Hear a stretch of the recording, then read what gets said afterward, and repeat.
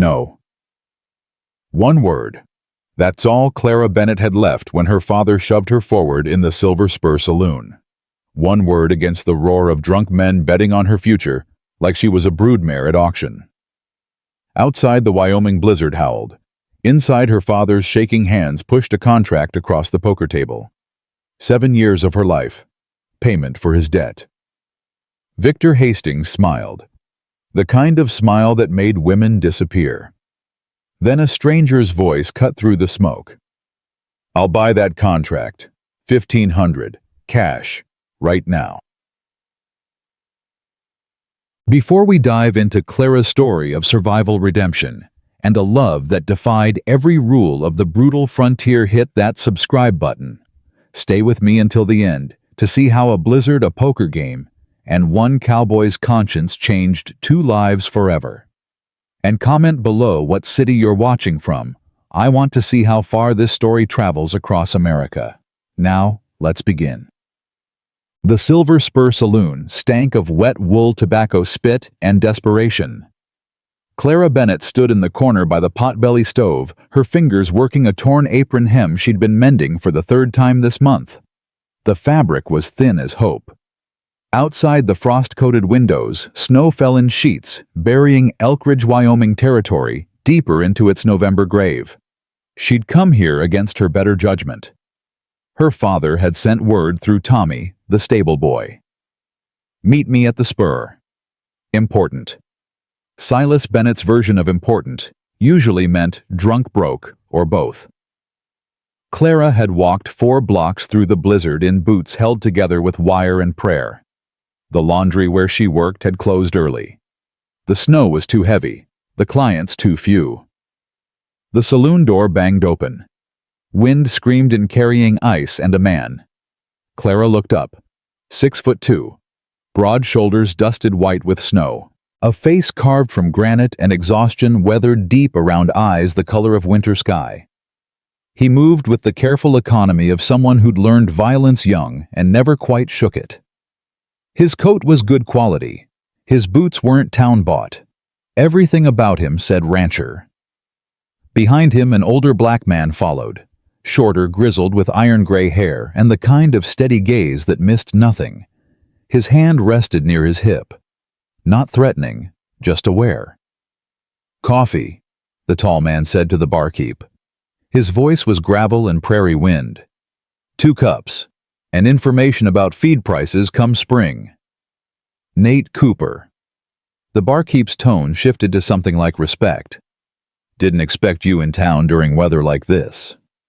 Needed supplies before the pass closes." The man, Cooper, knocked snow from his hat. "How long's this storm supposed to last?" 3 days, maybe 4. You're stuck here unless you want to freeze to death getting home." Cooper's jaw tightened.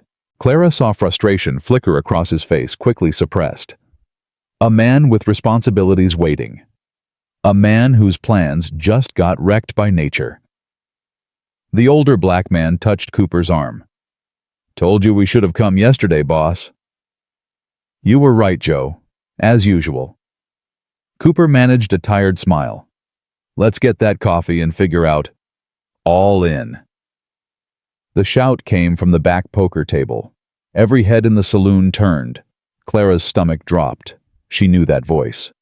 Silas Bennett lurched to his feet, swaying. His shirt was stained. His eyes were wild with drink and something worse, desperation, the kind that made men do unforgivable things. "I said all in!" Silas slammed his fist on the table. Cards jumped. Coins scattered. Across from him sat Victor Hastings. Clara had seen Hastings around town.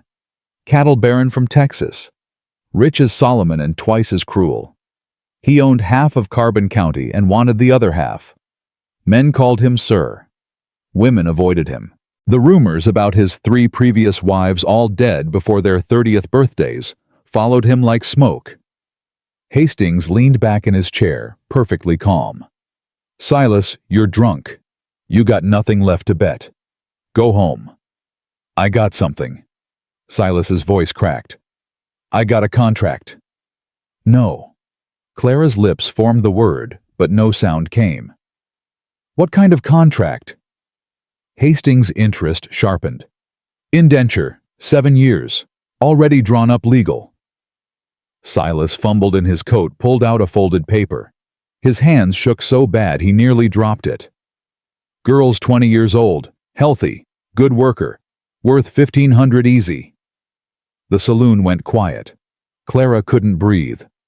The stove's heat pressed against her back, but she'd never been colder. Silas? The barkeep's voice held warning. Don't do this. 7 years. Silas continued louder now, desperate to be heard. She'll work off my debt. Cook clean whatever's needed. All legal. All proper. Hastings picked up the paper. Read it slowly. His smile spread like poison. Well now. He looked directly at Clara for the first time. His gaze crawled over her like insects. That is interesting. Where is this girl? Right there. Silas pointed. Every eye in the saloon found Clara. She wanted to run, wanted to disappear into the storm and never come back. But her legs wouldn't move. Couldn't move. This was happening. Actually happening. Come here, girl, Hastings said, not asking, commanding. Clara's feet stayed planted. Clara, Silas's voice turned pleading. Come here, now. No. The word came out steady, stronger than she felt. I'm not part of your poker game. You're my daughter. You do what I say. I'm a person, not property you can trade for. Silas crossed the distance between them in 3 stumbling steps. His hand cracked across her face. The slap echoed. Clara's head snapped sideways. Copper flooded her mouth. The room spun. You ungrateful, Silas grabbed her arm, fingers digging bruises. I fed you, housed you. 20 years I've dealt with your mouth and your judgment. Time you paid your debt. He dragged her toward the poker table. Clara's boots scraped against floorboards. Men stepped aside. Nobody helped. Nobody even looked directly at her. This was the world. This was how it worked. Women were currency when men needed them to be. Hastings stood, adjusted his silk vest, reached for Clara's chin. Don't touch me. Clara jerked back. Feisty. Hastings's smile widened. I like that. Takes longer to break, but the result's more satisfying. She ain't for breaking, Silas said quickly, nervous now. She's a good worker, obedient. Just needs a firm hand is all. Oh, I'll provide a very firm hand. Hastings' meaning was unmistakable. So, you're betting this 7-year contract against your current debt to me. That's $1,200 you owe. I win, I get the contract. You win, debt's cleared. That the wager? That's it. Relief flooded Silas's face. Exactly that. Then we have an agreement. No! Clara's voice rose. She twisted against her father's grip. You can't do this. I won't. Another slap. Harder this time. Clara tasted blood. Sit. Down. Shut. Up. Silas shoved her into a chair near the wall. This is men's business. Clara's vision blurred with tears she refused to shed. Not here. Not in front of these vultures. The poker game resumed. She watched her father's hands shake as he picked up his cards. Watched Hastings's cold calculation. Watched money and dignity get traded back and forth while snow piled against the windows and the stove burned, and her entire future hung on 5 pieces of painted cardboard. 3 hands later, Silas laid down his cards with a victorious whoop. Full house, kings over 10s, I win. Hastings studied the cards. Then slowly he smiled. He laid his own cards down one by one. 4 queens. The color drained from Silas's face. No, wait, You can leave. Hastings stood. The contract's mine. He looked at Clara. She's mine. That's when the stranger moved. Cooper had been standing near the bar, coffee forgotten in his hand. Clara had felt his eyes on the game on her, but she'd been too focused on survival to pay attention. Now he stepped forward. I'll buy that contract. Every head turned. Hastings' eyes narrowed. "Excuse me?" "The contract. I'll buy it.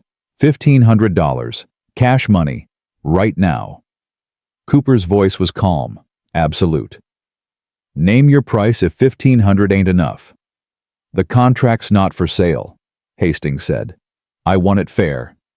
And I'm offering you profit. 1,500's more than Silas owed. You walk away ahead." "I don't need money." Hastings moved closer to Clara. Possessive. "I need workers. Good ones are hard to find. You got 24 hands on your ranch already. You don't need her." "Maybe I want her anyway." The air in the saloon changed, got heavier. Men shifted away from the growing confrontation. Joe, the older black man, appeared at Cooper's elbow. "Boss," he said quietly, "you know who this is. Don't care who he is. Victor Hastings. 3 wives dead. No proof, but everybody knows. You buy that contract, you make an enemy." Cooper never took his eyes off Hastings. "Some enemies are worth making." Hastings laughed, cold as the blizzard outside. "You're Nathan Cooper. Own Copper Creek Ranch. Good operation. Heard you're smart." His gaze raked over Clara. "This doesn't look smart. This looks like throwing money away on used goods." Clara flinched. Used goods. Because she'd worked in a saloon laundry. Because she was poor. Because she existed in the wrong place at the wrong time. "Last chance," Cooper said. 1,500. "No deal." Hastings signaled his men. 2 thick-shouldered ranch hands moved toward Clara. "Let's go, girl. We got a long ride back to my place. You'll want to say goodbye to this town. You won't be seeing it again." Clara stood. Her legs shook but held. "I won't go with you." "You'll go, or I'll drag you." Hastings's voice dropped to something soft and terrible. "Your choice. Walk to the wagon or get carried. Either way, you're leaving." One of the ranch hands grabbed Clara's arm. Cooper's hand shot out, caught the man's wrist. "Let go of her." "You want trouble, Cooper?" The ranch hand's other hand dropped to his gun. "Because we can provide plenty." The saloon erupted. Men scrambled for cover. Chairs scraped. The barkeep ducked behind his counter. Joe already had his pistol drawn, covering Cooper's back. Clara stood in the center of it all, watching her life splinter into violence over a piece of paper and men's pride. "Stop!" The sheriff pushed through the door, snow tumbling after him. Marshal Vance Hutchins was 65, weathered as old leather with a badge he'd worn for 30 years. He looked at the drawn guns, the tense bodies, and shook his head. "What in hell's going on here?" "Legal dispute, Marshal," Hastings said smoothly. "Reasonable. I won this girl's contract fair in a poker game. Mr. Cooper here's interfering with legal commerce." Hutchins looked at Silas. "That true? You bet your daughter's indenture." Silas couldn't meet anyone's eyes. "Yes, sir. It's legal. Got the papers and everything." "Show me." Hastings handed over the contract. The marshal read it slowly. His face hardened. "This is legal," he said finally. "Witnessed. Notarized." He looked at Clara. "You sign this?" "No." Clara's voice shook with fury. "I didn't even know it existed until tonight." "Doesn't matter. Your father's your legal guardian till you're 21. He can sign on your behalf." Hutchins' expression said he hated every word. "Contract's binding." "Marshal," Cooper said, "I'm offering to buy it. Hastings won't sell." "That's his right. Can't force a man to sell his property." "She ain't property," Joe growled. "By law, this contract makes her indentured. That's close enough." Hutchins holstered his gun. "Hastings, you won the contract. It's yours. Cooper, stand down. This ain't your fight." "You're really going to let him take her?" Cooper's voice was quiet. Dangerous. "You know what he is. What he does." "I know rumors. I don't know facts." The marshal wouldn't meet Cooper's eyes. "Until I got evidence, my hands are tied." "Your hands are tied by his money." Joe said flatly. Hutchins's jaw tightened, but he didn't deny it. Clara watched hope die in the marshal's face, in Cooper's rigid stance, in the way men looked away rather than witness what came next. This was the world. Hastings smiled. Come along, Clara. We're wasting time. His man reached for her again. Clara moved without thinking, grabbed a whiskey bottle from the nearest table, smashed it against the man's head. Glass exploded. The man went down, blood streaming. I said don't touch me! The saloon went silent. Clara stood there breathing hard, broken bottle in her hand, blood on her dress, and something feral in her eyes. Something that had finally broken through 20 years of trying to be good, be quiet, be small enough not to provoke her father's fists or the world's cruelty. Well? Hastings's voice was silk over iron. Looks like breaking you's going to be fun after all. He moved fast, caught Clara's wrist, twisted. The bottle fell. Pain shot up her arm. Cooper moved faster. 1 second Hastings held Clara. The next, he was on the floor, blood pouring from his nose, and Cooper stood over him with murder in his winter sky eyes. You don't touch her, Cooper said. Each word distinct. Final. Ever. Hastings's men drew their guns. Joe already had his aimed. First man shoots, I drop him. Second man Cooper drops. Third man probably gets us, but that's still 2 of you dead. Your choice. Mexican standoff. Nobody moved. Nobody breathed. The marshal stepped between them. Enough. Cooper, you just assaulted a man. I should arrest you. Then arrest me, but you're not giving her to him. I don't got a choice. Everyone's got a choice, Marshal. Question is whether you're brave enough to make the right one. Hutchins looked at Clara, really looked at her, saw the bruises blooming on her face, the blood on her lip, the terror and defiance wearing in her eyes. Something in him shifted. Hastings, the marshal said slowly. Cooper's offering $1,500. That's good money. More than the debt was worth. Maybe you should take it. Maybe you should do your job. Hastings snarled, pushing to his feet. His nose was already swelling. The law says the contract's mine. Enforce the law, or I'll have your badge. You probably will anyway. Hutchins looked tired, ancient. But at least I'll sleep tonight. He turned to Cooper. You got $1,500 on you. I got a banknote, good as cash. Then write a bill of sale. Transfer the contract. Make it legal so this bastard can't come back later claiming theft. Marshal, you can't. Hastings started. I can, and I am. You won the contract fair. Now you're selling it fair. Any objection? The unspoken threat hung heavy. Hastings could push this. Could have the marshal fired.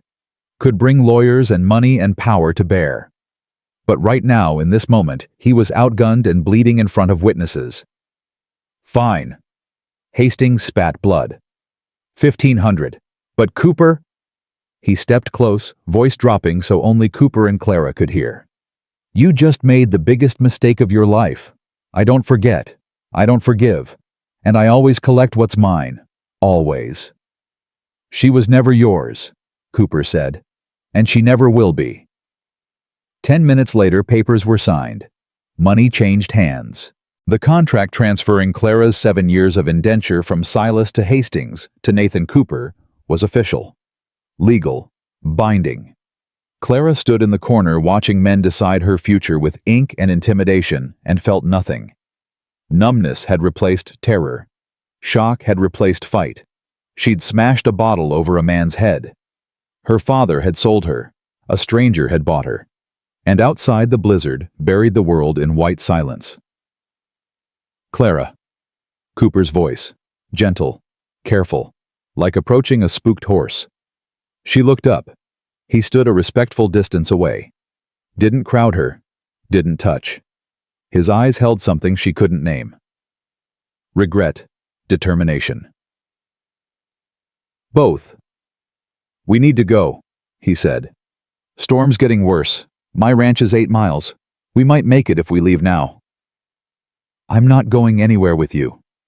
Clara's voice sounded distant in her own ears. I don't know you. I know. But you got 2 choices right now. Come with me to a warm ranch with food and a locked door you control. Or stay here and hope Hastings doesn't change his mind and come back with more men. Clara looked at the saloon, at her father hunched over the bar, drinking away his guilt with money Hastings had paid him. Blood money. At the marshal who'd done what he could but not enough. At the men who'd watched her get traded and said nothing. She looked at Hastings being tended by his men, his eyes promising revenge. Then she looked at Cooper. At Joe beside him, steady as stone. At the way neither man had tried to touch her without permission. At the $1,500 Cooper had paid for something she should never have been for sale. Why? She asked. Why did you do it? Cooper was quiet for a long moment. Because I got a daughter, he said finally. She's 9. And I keep thinking, what if someday when I'm gone she ends up in a situation like this? I'd want to believe somebody'd help her. Somebody'd see her as a person, not property. So maybe by helping you I'm paying forward. Maybe I'm just trying to sleep at night. I don't know. He met her eyes. But you deserve better than what was happening here. And I had the means to provide it. That's all. Clara searched his face for lies. For hidden cruelty. For the trap she knew had to exist because men didn't do things like this without expecting payment. She found exhaustion, sincerity, and something like sorrow. 7 years, she said. The contract's for 7 years. The contract's for 7 years, Cooper agreed. But here's what's going to happen. You're going to work at my ranch. You'll have your own room with a lock on the inside. You'll eat the same food we eat. You'll be treated with respect. And if at any point you want to leave, you tell me and we tear up the contract. No questions asked. You're free to go. Just like that. Just like that. Why should I believe you? Because I'm giving you the choice right now. You can walk out that door and disappear into the storm. Take your chances. Or you can come with me and see if I'm telling the truth. Either way, it's your decision. Not mine. Not your father's. Not Hastings. Yours. Clara looked at the door. At the swirling white beyond. At the unknown that waited in the dark. Then she looked at Cooper's outstretched hand. After 20 years of having no choices, of being told what to do and where to go and who to be, someone was offering her a decision. Maybe it was a trap. Maybe it was a lie. But maybe, just maybe, it was a chance. Clara took his hand. All right, she whispered. I'll come with you. Cooper's hand was warm, calloused, steady. He didn't squeeze, didn't pull, just held on while she found her footing. Joe, get the horses, Cooper said. We're heading home. In this weather, boss will freeze. Then we better ride fast. They bundled Clara in spare coats, wrapped her hands in wool, put her on a horse between them where the wind couldn't reach, and they rode out into the blizzard, leaving the saloon and Silas and Hastings behind. Clara looked back once. Her father never raised his head from his drink. The last she saw of Elkridge was snow covering everything in merciful white erasing tracks, burying sins, making the world clean. But Clara knew the truth. Sin didn't wash away that easy. And Victor Hastings wasn't the type of man who forgot. 8 miles through hell. That's what the ride was. Wind screaming. Snow blinding. Cold that turned breath to ice and made fingers go numb inside gloves. Clara had never been so cold in her life. Not in the laundry with its frozen water buckets. Not in the shack she shared with Silas when the wood ran out. Not ever. Cooper rode ahead, breaking trail. Joe behind, watching their backs. And Clara in the middle, clinging to the saddle horn, trying not to fall, as her horse plunged through drifts that came up to its chest. She couldn't feel her feet. Couldn't feel her face. The world narrowed to the next breath, the next moment, the next step the horse took through the endless white. Just when she thought she couldn't hold on anymore, Cooper's voice cut through the wind. There ahead. Buildings emerged from the snow, barn, stables, bunkhouse, and a two-story ranch house with warm light glowing in the windows. Home, Cooper's home. And for the next 7 years, or until she ran Clara's home too. They stumbled into the barn. The sudden absence of wind felt like a blessing. Clara slid off her horse and her legs collapsed. She hit the straw-covered floor hard. "I got her." Joe scooped her up like she weighed nothing. "Boss, tend the horses. I'll get her inside to warmth." "Wait," Clara found her voice. "I can walk. Not on them frozen feet you can't." "Don't fight me on this, miss. You're half froze and we ain't got time for pride." He carried her across the yard through snow that came to his knees. Kicked open the ranch house door. Heat hit Clara like a wall. A large kitchen. Cast iron stove burning hot. Lanterns lit. Warm wood and the smell of something baking. Everything was clean. Orderly. Lived in but cared for. A girl appeared in the doorway. 9 years old. Dark curls in braids. Wearing a nightgown and wool socks. Eyes the exact same winter sky blue as Cooper's. She took one look at Clara, frozen bleeding being carried by Joe, and her face went white. "Joe, what happened? Who's that?" "Ruby, get blankets, quick now, and heat water for tea." Joe set Clara in a chair near the stove, started unlacing her frozen boots. "Where's your pa?" "Tending horses." Ruby hadn't moved. Stared at Clara with something between fear and fascination. "Is she dead?" "Not yet, but she will be if we don't warm her up." "Go on, girl. Blankets?" Ruby ran. Joe got Clara's boots off, her stockings. Her feet were white, bloodless. He cursed under his breath. "This ain't good. Miss Clara, can you hear me?" Clara nodded. Couldn't speak. Her jaw was locked with shivering. "Your feet got frostbite. Not bad yet, but getting there. We need to warm you slow. Too fast and the pain'll be worse. You understand?" Another nod. Ruby came back with an armload of quilts. Joe wrapped Clara like she was precious cargo. Tucked the blankets around her shaking body. Put a cup of hot tea in her hands. Her fingers were too stiff to hold it, so he held it for her, tilting it to her lips. The tea burned going down. Clara didn't care. Warmth. Blessed warmth. "Pa's coming," Ruby announced, still keeping her distance. "And he ain't happy. Says we're snowed in for 3 days at least." She looked at Clara suspiciously. "Who are you? Why'd my pa bring you here?" "Ruby." Joe's voice held warning. "Mind your manners." "But—" The door opened. Cooper came in covered in snow, leading it in his hair and beard. He looked at Clara by the stove, at Joe's worried face, at Ruby's confusion. "She all right?" "Will be. Feet are borderline frostbite. Need to watch for infection." Joe stood. "Boss, what were you thinking riding in that storm? You both could have died." "Didn't have a choice." "There's always a choice." "Not this time." Cooper pulled off his coat, hung it on a peg, moved to the stove to warm his hands. He didn't look at Clara directly, gave her space. "Ruby, this is Clara Bennett. She's going to be staying with us for a while. Clara, this is my daughter Ruby. And you already met Joe. He's my foreman and the man who actually runs this place." "I just keep you from doing stupid things," Joe said. "Don't always succeed apparently." Ruby stepped closer, cautious. "Pa, why she got blood on her face?" "Because some men are bastards." Cooper's voice was flat. "And because the world ain't fair. Now get her some clean clothes. One of Sarah's old dresses should fit." Ruby's face closed down. "Mama's clothes?" "Yes." "You're giving a stranger Mama's clothes?" "Ruby." "No." The girl's voice rose. "You can't. Those are Mama's. You said we'd keep them. You promised. And we will keep them.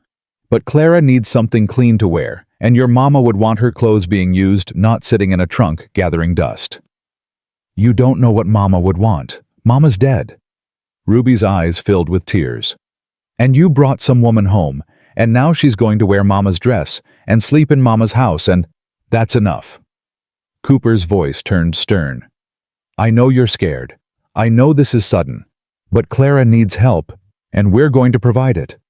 That's what we do in this family. We help people. Your mama taught me that. She'd be ashamed hearing you talk like this. Ruby's face crumpled. She turned and ran up the stairs. A door slammed. Silence filled the kitchen. She'll come around, Joe said quietly. Girl's been through a lot. Lost her mama. Now you bring home a woman same age Sarah was when she died. That's hard for a child. I know. Cooper looked tired. Ancient.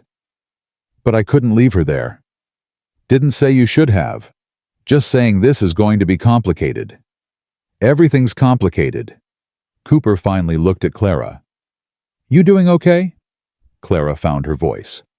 It came out rough. Why did you tell her 7 years? I thought you said I could leave any time. You can. The 7 years is what the contract says. What anyone looking at the papers will see. But between us, he met her eyes. You stay as long as you want. Leave when you're ready. The legal part's just protection.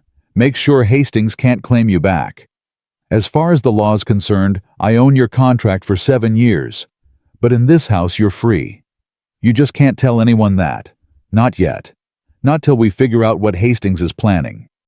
He's planning revenge, Clara said. He told you that. I know. Then why did you do it? Why risk your ranch, your daughter, everything for a stranger? Cooper was quiet for a long time. The stove crackled. Wind howled outside. Ruby's crying drifted down from upstairs, muffled and broken. My wife died 5 years ago, Cooper said finally. Childbirth, second baby. We lost them both. His voice went rough. For a long time after I was angry. At God. At the world. At myself for not being able to save them. I got hard. Mean. Forgot how to be decent. He looked at his hands. Then one day, Ruby asked me what Mama would think of the man I'd become. And I didn't have an answer. Because Sarah would have been ashamed. He raised his eyes to Clara's. So I'm trying. Trying to be the kind of man she married. The kind of father Ruby deserves. The kind of person who sees wrong and does something about it instead of looking away. He paused. Tonight in that saloon I had a choice. Look away and stay safe. Or step up and risk everything. And I thought about what Sarah would do. What I'd want someone to do for Ruby if she was in your position. So I stepped up. Maybe it was stupid. Maybe it'll cost me everything. But at least when I die, I'll know I tried to leave the world a little less cruel than I found it. Tears burned Clara's eyes.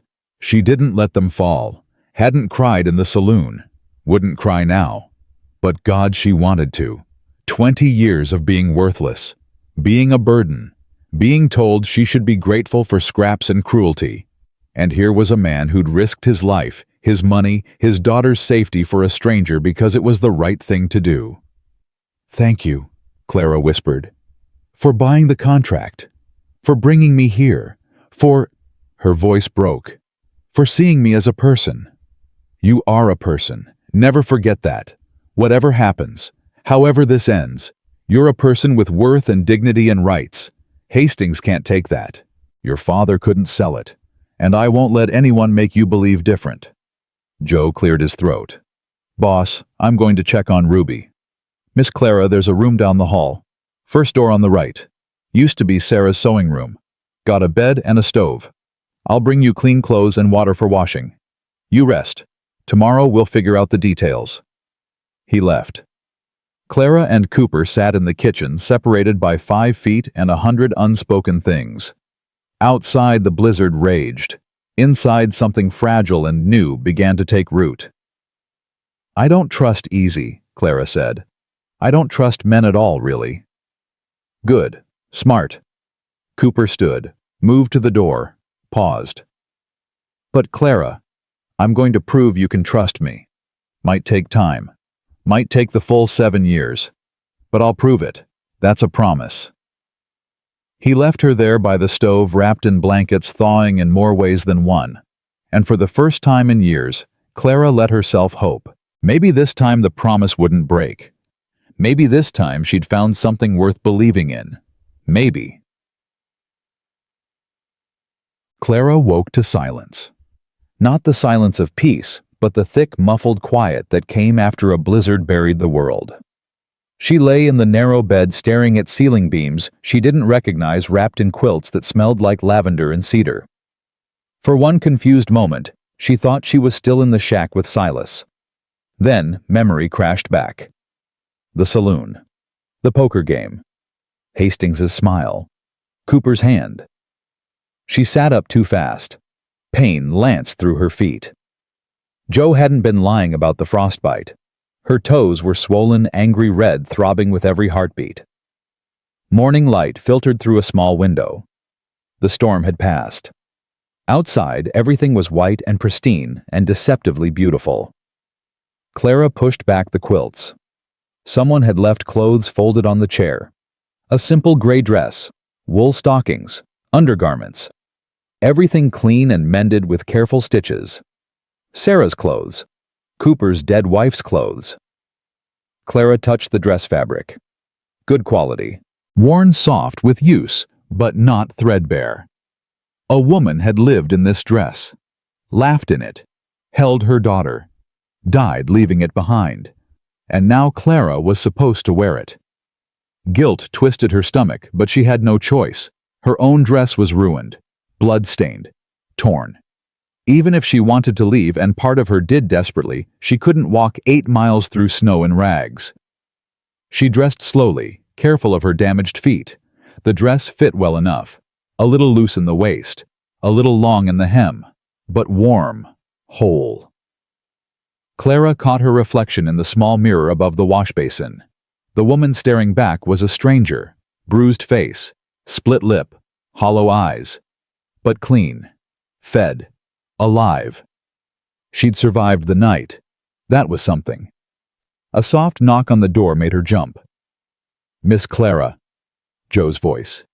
"You decent." "Yes." He came in carrying a tray. Coffee, toast, eggs.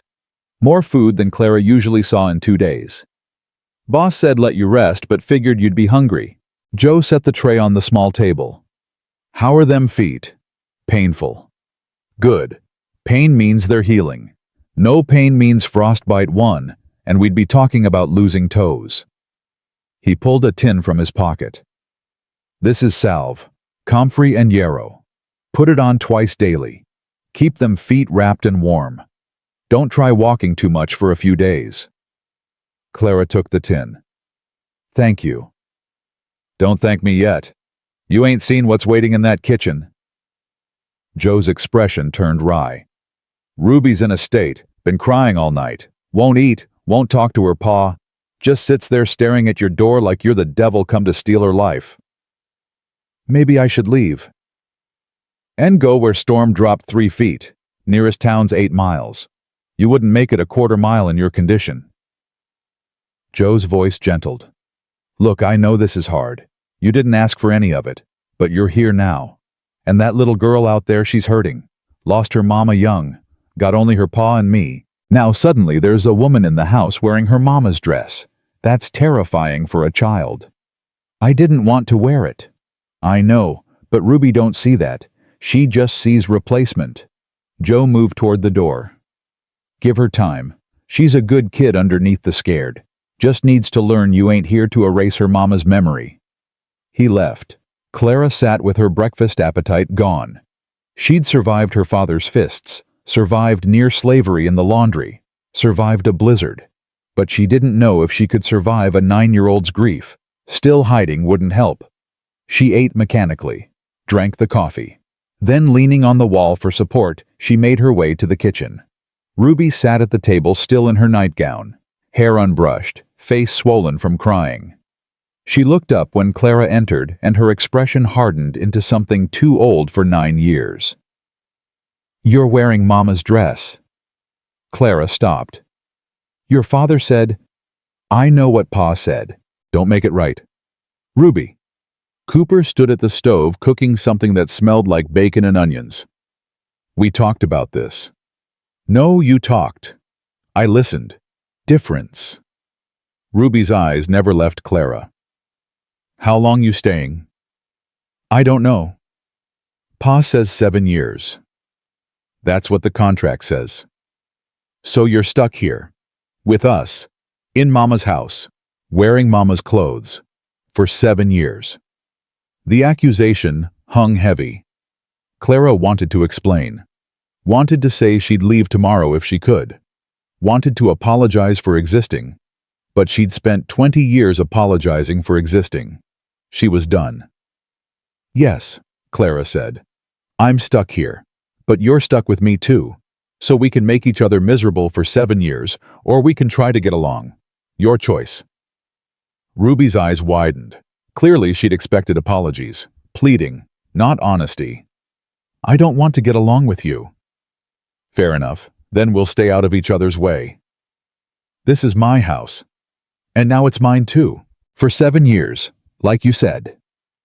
Clara moved to the table, sat down across from Ruby. Her feet screamed protest, but she ignored it. I didn't ask for this, didn't want it. But here we are. So if you want to hate me, hate me. I can't stop you. But I'm not going to spend 7 years walking on eggshells around a child who won't even try to see past her own pain. Ruby's face flushed red. You don't know anything about my pain. You're right, I don't. Just like you don't know anything about mine. Girls. Cooper's voice cut through the tension. That's enough. She started it, Ruby said. And I'm ending it. Cooper brought plates to the table, set them down with more force than necessary. Ruby Clara's been through hell. Show some compassion. Clara Ruby's 9 and she lost her mama. Cut her some slack. He sat down heavily. Now we're going to eat breakfast like civilized people. And after we're going to discuss how this household's going to work. Clear? Neither woman spoke. I said clear? Yes, sir, Clara murmured. Fine, Ruby muttered. They ate in brittle silence. The food was good. Simple, but well made. Clara tried not to notice how Ruby wouldn't pass her the salt without Joe's prompting. Tried not to feel the weight of Cooper's concerned glances. After breakfast, Joe took Ruby to tend the horses. Cooper poured more coffee and sat back down. I'm sorry about Ruby. Don't apologize for her grief, Clara said. I understand it. Understanding don't make it easier to live with. Cooper wrapped his hands around his cup. She's scared. Change terrifies her. After Sarah died, Ruby had nightmares for months. Wouldn't let me out of her sight. Afraid if I left, I'd disappear too. He stared into the black coffee. Took 2 years before she'd sleep through the night. And now I've brought a woman home. In her mind, I'm replacing Sarah. She's terrified of losing her mama all over again. Are you replacing her? Cooper's head snapped up. What? Your wife. Are you replacing her with me? No. God, no. He looked horrified. Clara, I bought your contract to save you from Hastings. That's all. I'm not looking for... He stopped, fumbled for words. Sarah was my wife. I loved her. Still love her. You're not a replacement. You're not anything except someone who needed help. The words should have been reassuring. Instead, they left Clara feeling hollow. You're not anything. She knew he hadn't meant it that way. But after being nothing to her father, nothing to the men in the saloon, nothing to everyone who'd looked away, being told she was nothing again, even kindly meant cut deep. Right, Clara said. Well, since I'm nothing, where do you want me to work? What are my duties? Cooper winced. That came out wrong. Did it? Yes, you're not nothing. You're... He stopped, started again. You're a person, someone under my protection, and your duties are whatever you're comfortable with. Joe usually handles cooking and cleaning, but if you want to help, he'd probably appreciate it. There's mending gardening come spring, tending chickens, normal ranch work, nothing you can't handle. And if I don't want to handle any of it? Cooper's eyes narrowed. Testing me? Yes. Why? Because every man who's ever been kind has wanted something. So what do you want Mr. Cooper really want? The question stretched between them. Outside, Ruby's laughter drifted through the window, a child's sound untainted by the complexity poisoning the kitchen. I want peace, Cooper said finally. I want my daughter to stop having nightmares. I want to run this ranch without worrying about Hastings burning it down. I want to believe the world can still have some good in it despite all the evidence to the contrary. He met Clara's eyes. And I want you to feel safe. That's what I want. No hidden price. No expectations beyond basic decency, just safety. Clara searched his face for lies, found only exhaustion and sincerity. I'll help Joe with cooking, she said, and mending. When my feet heal, I'll take on more. But I'm not good with children. Your daughter hates me. I can't fix that. You don't have to fix it. Just exist. Give her time to learn you're not a threat. And if she never learns, then we deal with it. Cooper stood. You need anything. More salve. Different clothes. I need to not be here, but since that's not possible... Clara shook her head. No, I don't need anything. Clara. She looked up. It's going to get better. I know it don't feel like it now, but it will. You can't promise that. Watch me. He left. Clara sat alone in the kitchen, surrounded by someone else's life, wearing someone else's clothes, trapped in a situation she couldn't escape. Outside, the snow gleamed white and pure. Inside, everything was complicated. The days blurred together. Clara's feet healed slowly. Joe's salve helped, but time was the real medicine. She spent the first week hobbling between her room and the kitchen, helping where she could. Chopping vegetables, stirring pots, folding clean laundry. Small tasks that made her feel less useless. Ruby avoided her religiously. The girl would enter a room, see Clara, and immediately leave.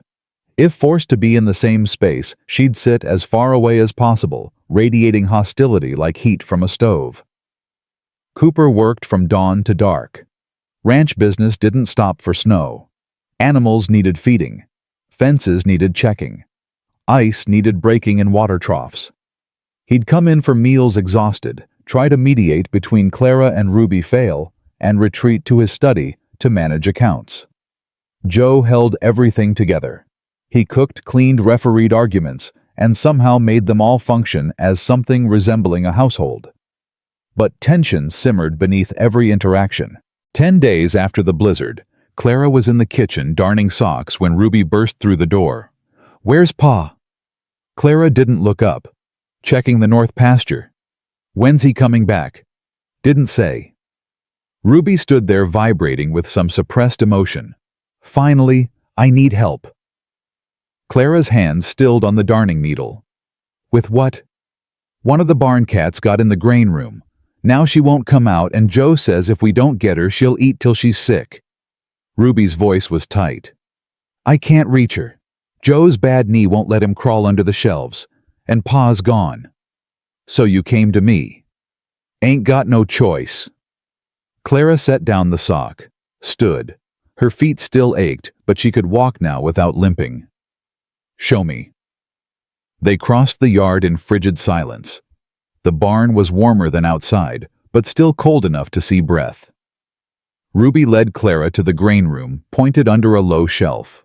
Sure enough, a calico cat crouched in the shadows, belly distended from gorging on oats. Her eyes glowed green in the dim light. She hissed when Ruby approached. "Can you get her?" Ruby asked. Clara knelt, ignored the protest from her healing feet. "Here, kitty. Come on now." The cat hissed again. "She don't like strangers," Ruby said. "Then you get her." "I told you I can't reach." "Try harder." Ruby's face flushed. "If I could get her myself, I wouldn't have asked you." "Then I guess we're stuck." Clara sat back on her heels. "Unless you want to ask nicely." "I did ask." "No. You told me you had no choice. That's different from asking." Ruby's jaw clenched. For a moment, Clara thought the girl would storm off, let the cat get sick out of pure spite. Instead, Something crumbled in her expression. "Please," Ruby whispered. "Please help me get Clementine. She's my favorite, and I don't want her to die." The raw fear in those words cut through Clara's annoyance. This wasn't about pride or territory. This was a child who'd already lost too much, terrified of losing something else. "All right," Clara said gently. "Step back. Give me room." She lay flat on the cold floor and wiggled under the shelf. Splinters caught her dress. Dust filled her nose. But she inched forward until her hand closed around warm fur. Clementine yowled protest. "I know, baby. I know." Clara pulled the cat carefully toward her. "But you're going to make yourself sick." She emerged with the cat clutched to her chest. Clementine was heavy, swollen with stolen grain, but purring despite her earlier protest. Ruby's face transformed. "You got her. Told you I would." "Thank you." The words came out reluctant, but genuine. "I mean it. Thank you." Clara handed over the cat. Ruby buried her face in Clementine's fur, and for a moment she was just a little girl, grateful for a small kindness. "Ruby." The girl looked up. "I'm not here to replace your mama," Clara said quietly. "I couldn't even if I wanted to. Nobody can replace someone you love. But I'm also not your enemy. I'm just someone trying to survive. Same as you." Ruby's eyes filled. "Mama used to rescue Clementine all the time. She'd get into the grain, and Mama would crawl under there and get her and laugh about how silly that cat was." A tear spilled over. "I miss her so much." "I know." Do you really?" "My mama died when I was 12, Clara said. "Tuberculosis. I watched her cough herself to death over 6 months. And after my father became someone I didn't recognize. Someone cruel. So yes, I know what it's like to lose the person who made you feel safe." Ruby wiped her eyes on Clementine's fur. "Did you ever stop missing her?" "No, but the missing gets different. Less sharp. More like an ache you learn to carry." "I don't want to carry it. I want her back." "I know, honey, but that's not how it works." They stood in the cold barn, two females bound by loss, separated by age and circumstance, but understanding each other for the first time. "I'm sorry I've been mean," Ruby said finally. "I'm sorry I'm here making everything harder." "You ain't." Ruby stopped, struggled with honesty. "Okay, maybe you are, but it ain't your fault." Pa explained what happened. About the poker game and Hastings and everything. That was terrible. I'm sorry that happened to you. "Thank you. But it don't mean I'm ready to be friends." "I know. Maybe someday, though." "Maybe." Ruby nodded, carried Clementine toward the door. Paused, looked back. "That dress looks nice on you. Mama would have liked that. She never wanted her things sitting in a trunk. Said they were meant to be used." Ruby's voice dropped. "So it's okay. You wearing it. Mama would say it's okay." Then she was gone, leaving Clara alone in the dim barn with tears burning her eyes. It wasn't forgiveness, wasn't friendship, but it was a start. That night at dinner, Ruby passed Clara the potatoes without being asked. Cooper noticed. His eyes met Clara's across the table. Something warm flickered there. Approval, maybe. Or relief. Joe just smiled into his coffee. Small progress, but in a house full of grief and strangers learning to coexist, small progress felt like victory. 2 weeks became 3. 3 became 4. The snow began to melt. The ranch emerged from winter's grip slowly, reluctantly. Clara settled into routine. Morning cooking with Joe, afternoon mending. Evening lessons with Ruby turned out the girl needed help with reading. Clara wasn't a teacher, but she knew letters, knew words, could sit patiently while Ruby stumbled through primers. Cooper watched these lessons with something like wonder in his eyes. He never said anything, just stood in doorways, observing then disappearing to his endless work. Clara tried not to notice him, tried not to see how his hair curled when wet from snow, how his hands, scarred from ranch work, moved with surprising gentleness when checking a horse's hoof or stroking his daughter's hair, how his rare smiles transformed his weathered face into something almost boyish. Tried, failed, because Nathan Cooper was nothing like the men Clara had known. He didn't shout, didn't hit, didn't expect servitude beyond fair work. He asked her opinion on things, thanked her for tasks, treated her like a person with thoughts and feelings. It was terrifying. 5 weeks after the blizzard, Clara was hanging laundry when hoofbeats approached. She looked up to see a rider coming fast, snow flying from his horse's hooves. The man pulled up in the yard, young, maybe 25, wearing a deputy's badge. "Mrs. Bennett." Clara's stomach clenched. "Miss Bennett." "Right. Sorry. You're needed in town. Sheriff's got questions about what happened the night of the storm." "Questions about what everything was legal?" "Just questions, ma'am. Sheriff wants to make sure all the paperwork's proper, given who was involved." The deputy's expression said he knew exactly who was involved. Hastings. Cooper emerged from the barn. "She's not going anywhere without me." "Actually, sir, the sheriff requested she come alone." "Then the sheriff's going to be disappointed." Cooper's voice went hard. "Clara's under my protection. Anywhere she goes, I go. That's not negotiable." The deputy shifted uncomfortably. "Sir, I don't want trouble." "Then don't bring it. We'll come to town tomorrow when I can spare the time. Clara's not riding 8 miles in melting snow to answer questions that could be asked right here."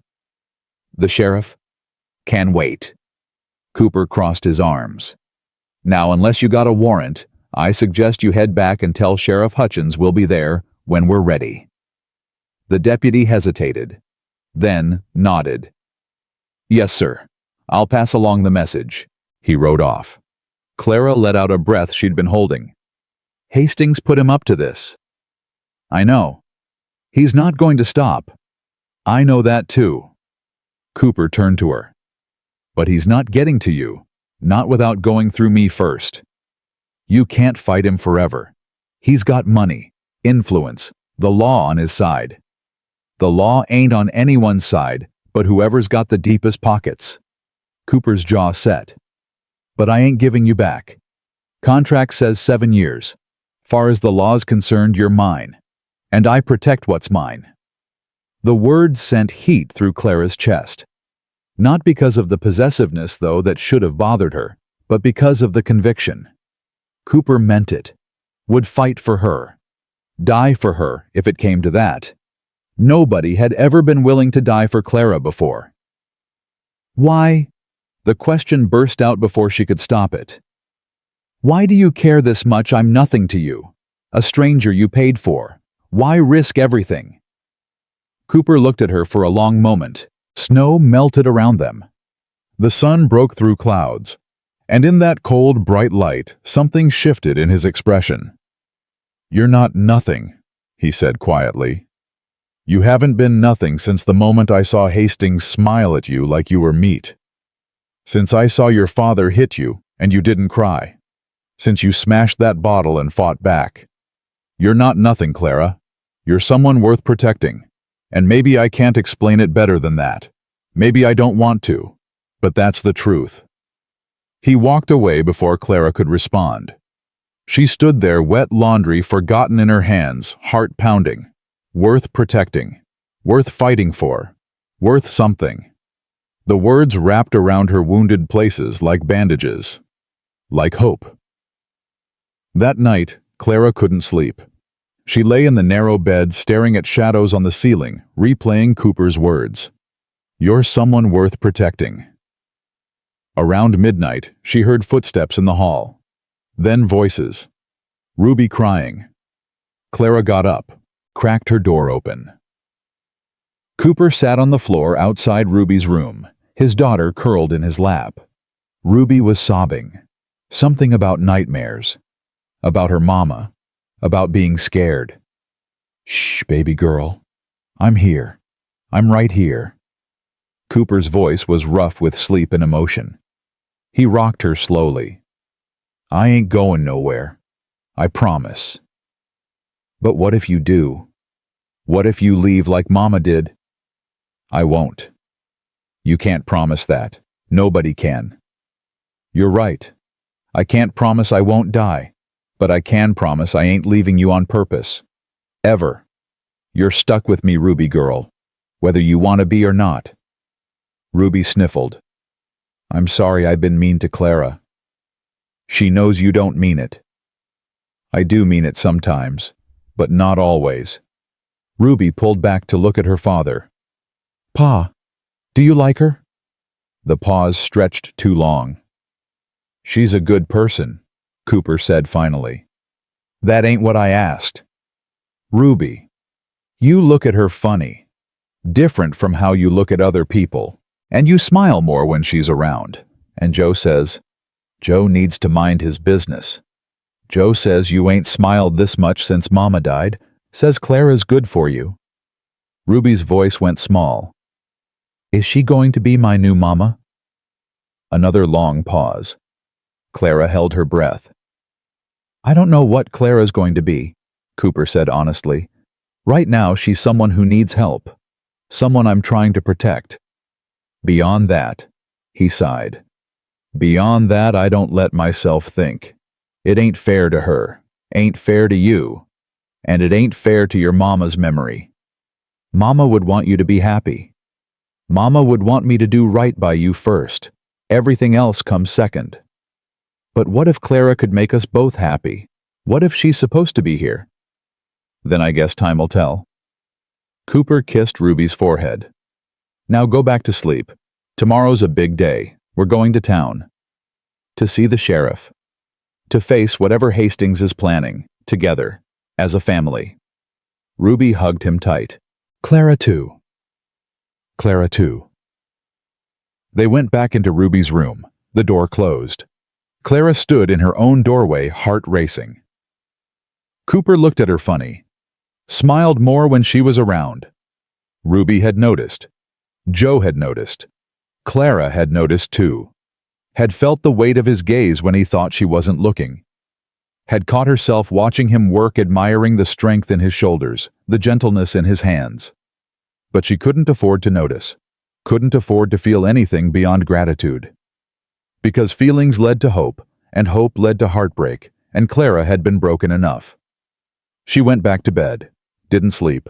Just lay there thinking about a rancher who protected strangers, and a little girl who was learning not to hate her, and a future that terrified her more than anything Victor Hastings could do. Because Hastings could only destroy her body. But hoping for something real with Nathan Cooper, that could destroy her soul. Morning came too soon. They rode to Elk Ridge in tense silence. Cooper, Clara, and Joe.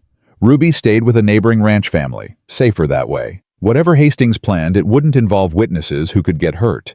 The town looked the same. Same dusty streets, same false front buildings, same saloon where Clara's life had shattered 6 weeks ago. But everything felt different now. The sheriff's office was small, cramped. Sheriff Hutchins sat behind his desk looking older than Clara remembered. Beside him stood a man in an expensive suit, lawyer written all over him, and in the corner, arms crossed, smile cold as death, stood Victor Hastings. Clara's breath caught. Cooper's hand found the small of her back, steady, grounding. Easy. Sheriff, Cooper said, you wanted to see us. Mr. Cooper, Miss Bennett.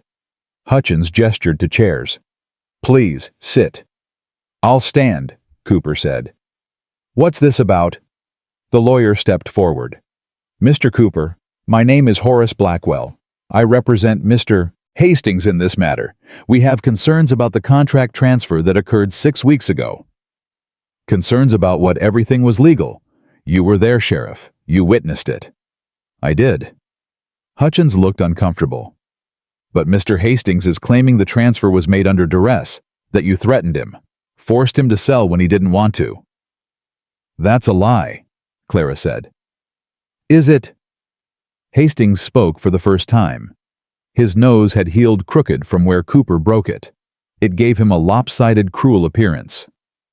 You assaulted me, Cooper, in front of witnesses, then forced me to sell a legal contract I'd won fairly.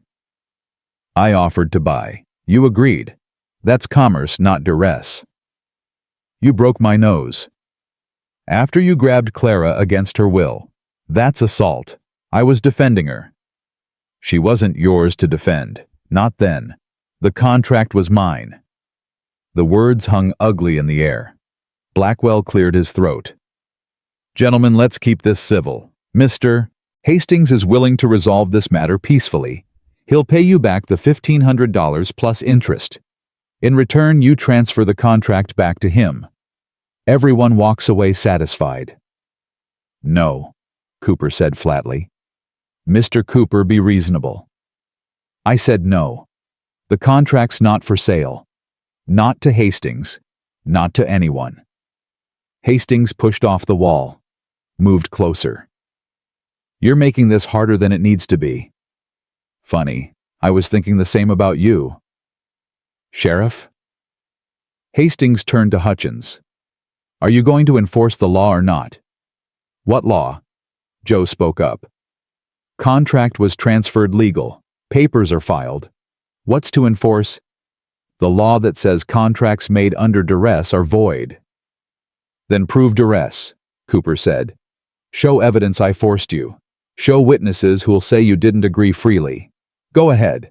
I'll wait. Hastings's smile turned razor sharp. You're right. I can't prove duress. But I can make your life hell in other ways. I can file complaints with the territorial court. Tie you up in legal fees you can't afford. Spread rumors about why you really bought that contract. Make people think you're keeping a woman for purposes beyond work. His gaze slid to Clara. Small towns love that kind of gossip. Destroys reputations fast. Is that a threat? Cooper's voice went deadly quiet. It's a fact. I'm offering you an out. Take the money. Give me the girl. Walk away. Her name is Clara, and she's not a girl. She's a woman, a person. And for the last damn time, she's not for sale. Everything's for sale, Cooper. You just haven't heard the right price. There is no right price. Hastings studied him. Then understanding dawned in his eyes. His smile widened. Oh, I see. You've developed feelings for her, haven't you? That's what this is really about. This is about property rights and legal contracts, Cooper said. But his jaw tightened. No, this is about a lonely widower getting attached to a pretty face he rescued. Hastings laughed. Does she know? Does she know you didn't buy her out of charity, but because you wanted her for yourself? That's not true, Clara said, but doubt crept in. Was it, isn't it? Think about it, Clara. Rich rancher, beautiful young woman, convenient contract that binds her to him for 7 years. Tell me that's not exactly the situation I was offering, just dressed up in noble intentions. The difference, Cooper said, each word bitten off, is that I'm giving her a choice. Every day. Stay or go. Her decision. You would have locked her up and thrown away the key. So you say. But she's still trapped, isn't she? Still dependent on your goodwill? Still wearing your dead wife's clothes and living in your house and owing you everything?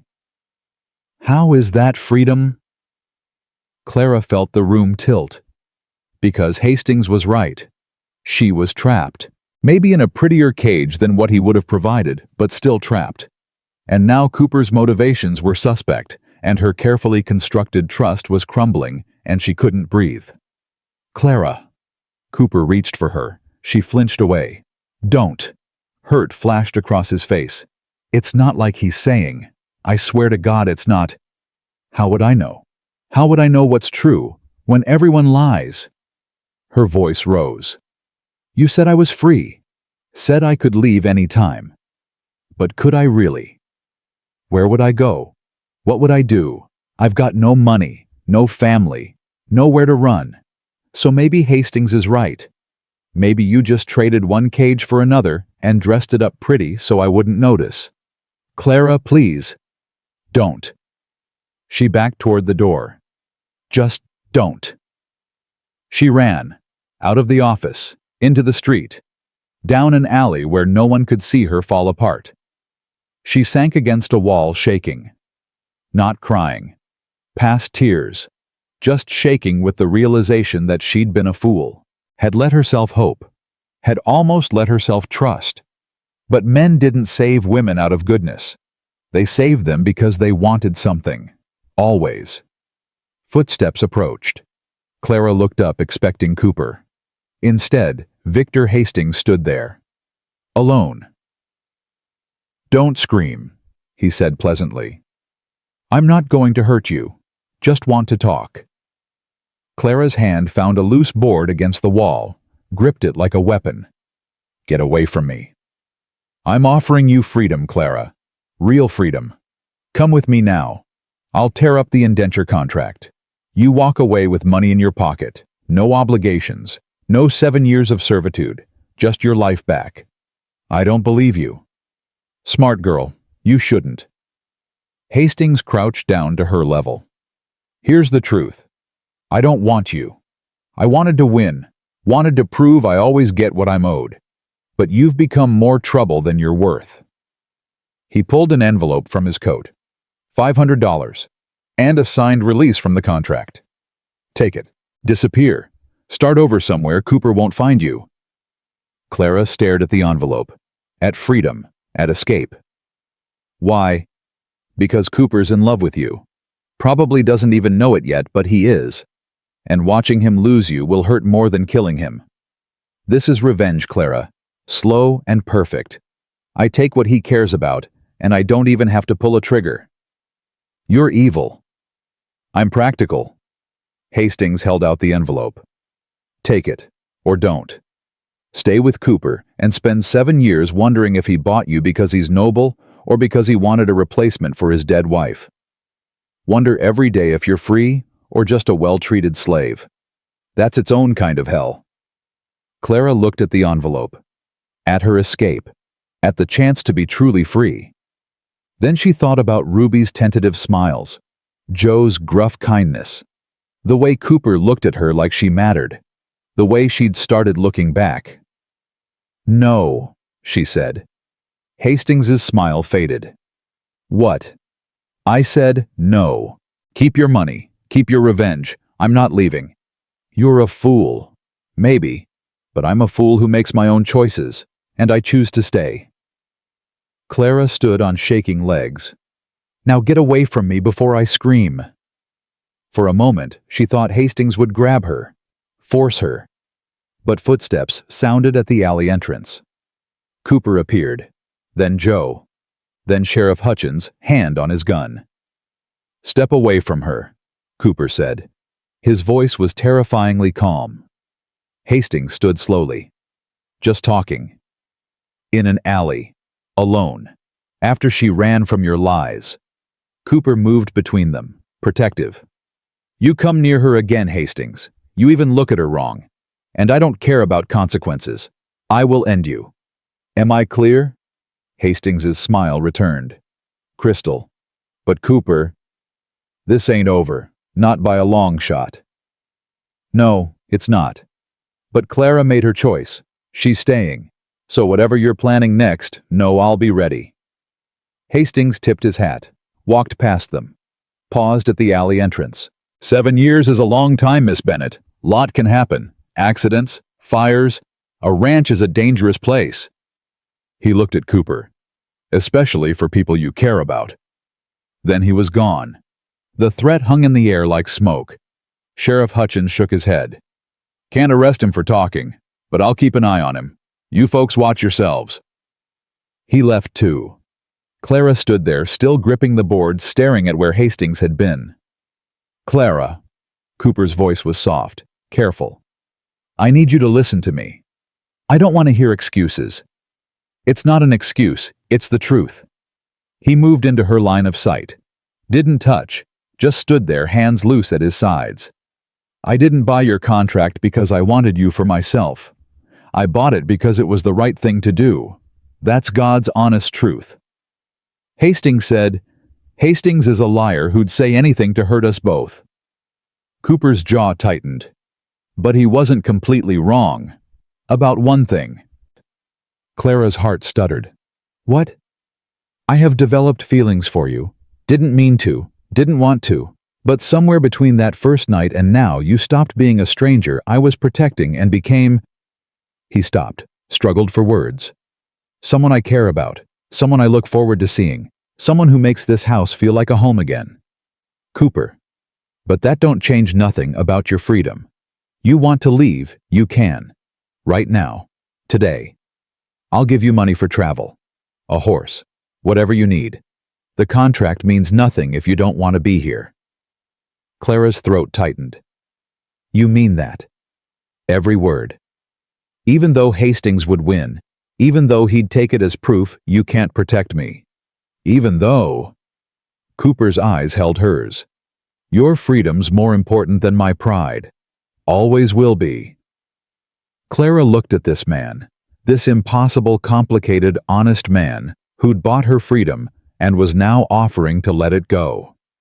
I'm staying, she said. Relief flooded Cooper's face. You sure? No, I'm not sure of anything. But Hastings offered me money to leave. $500 and a contract release. And I said no.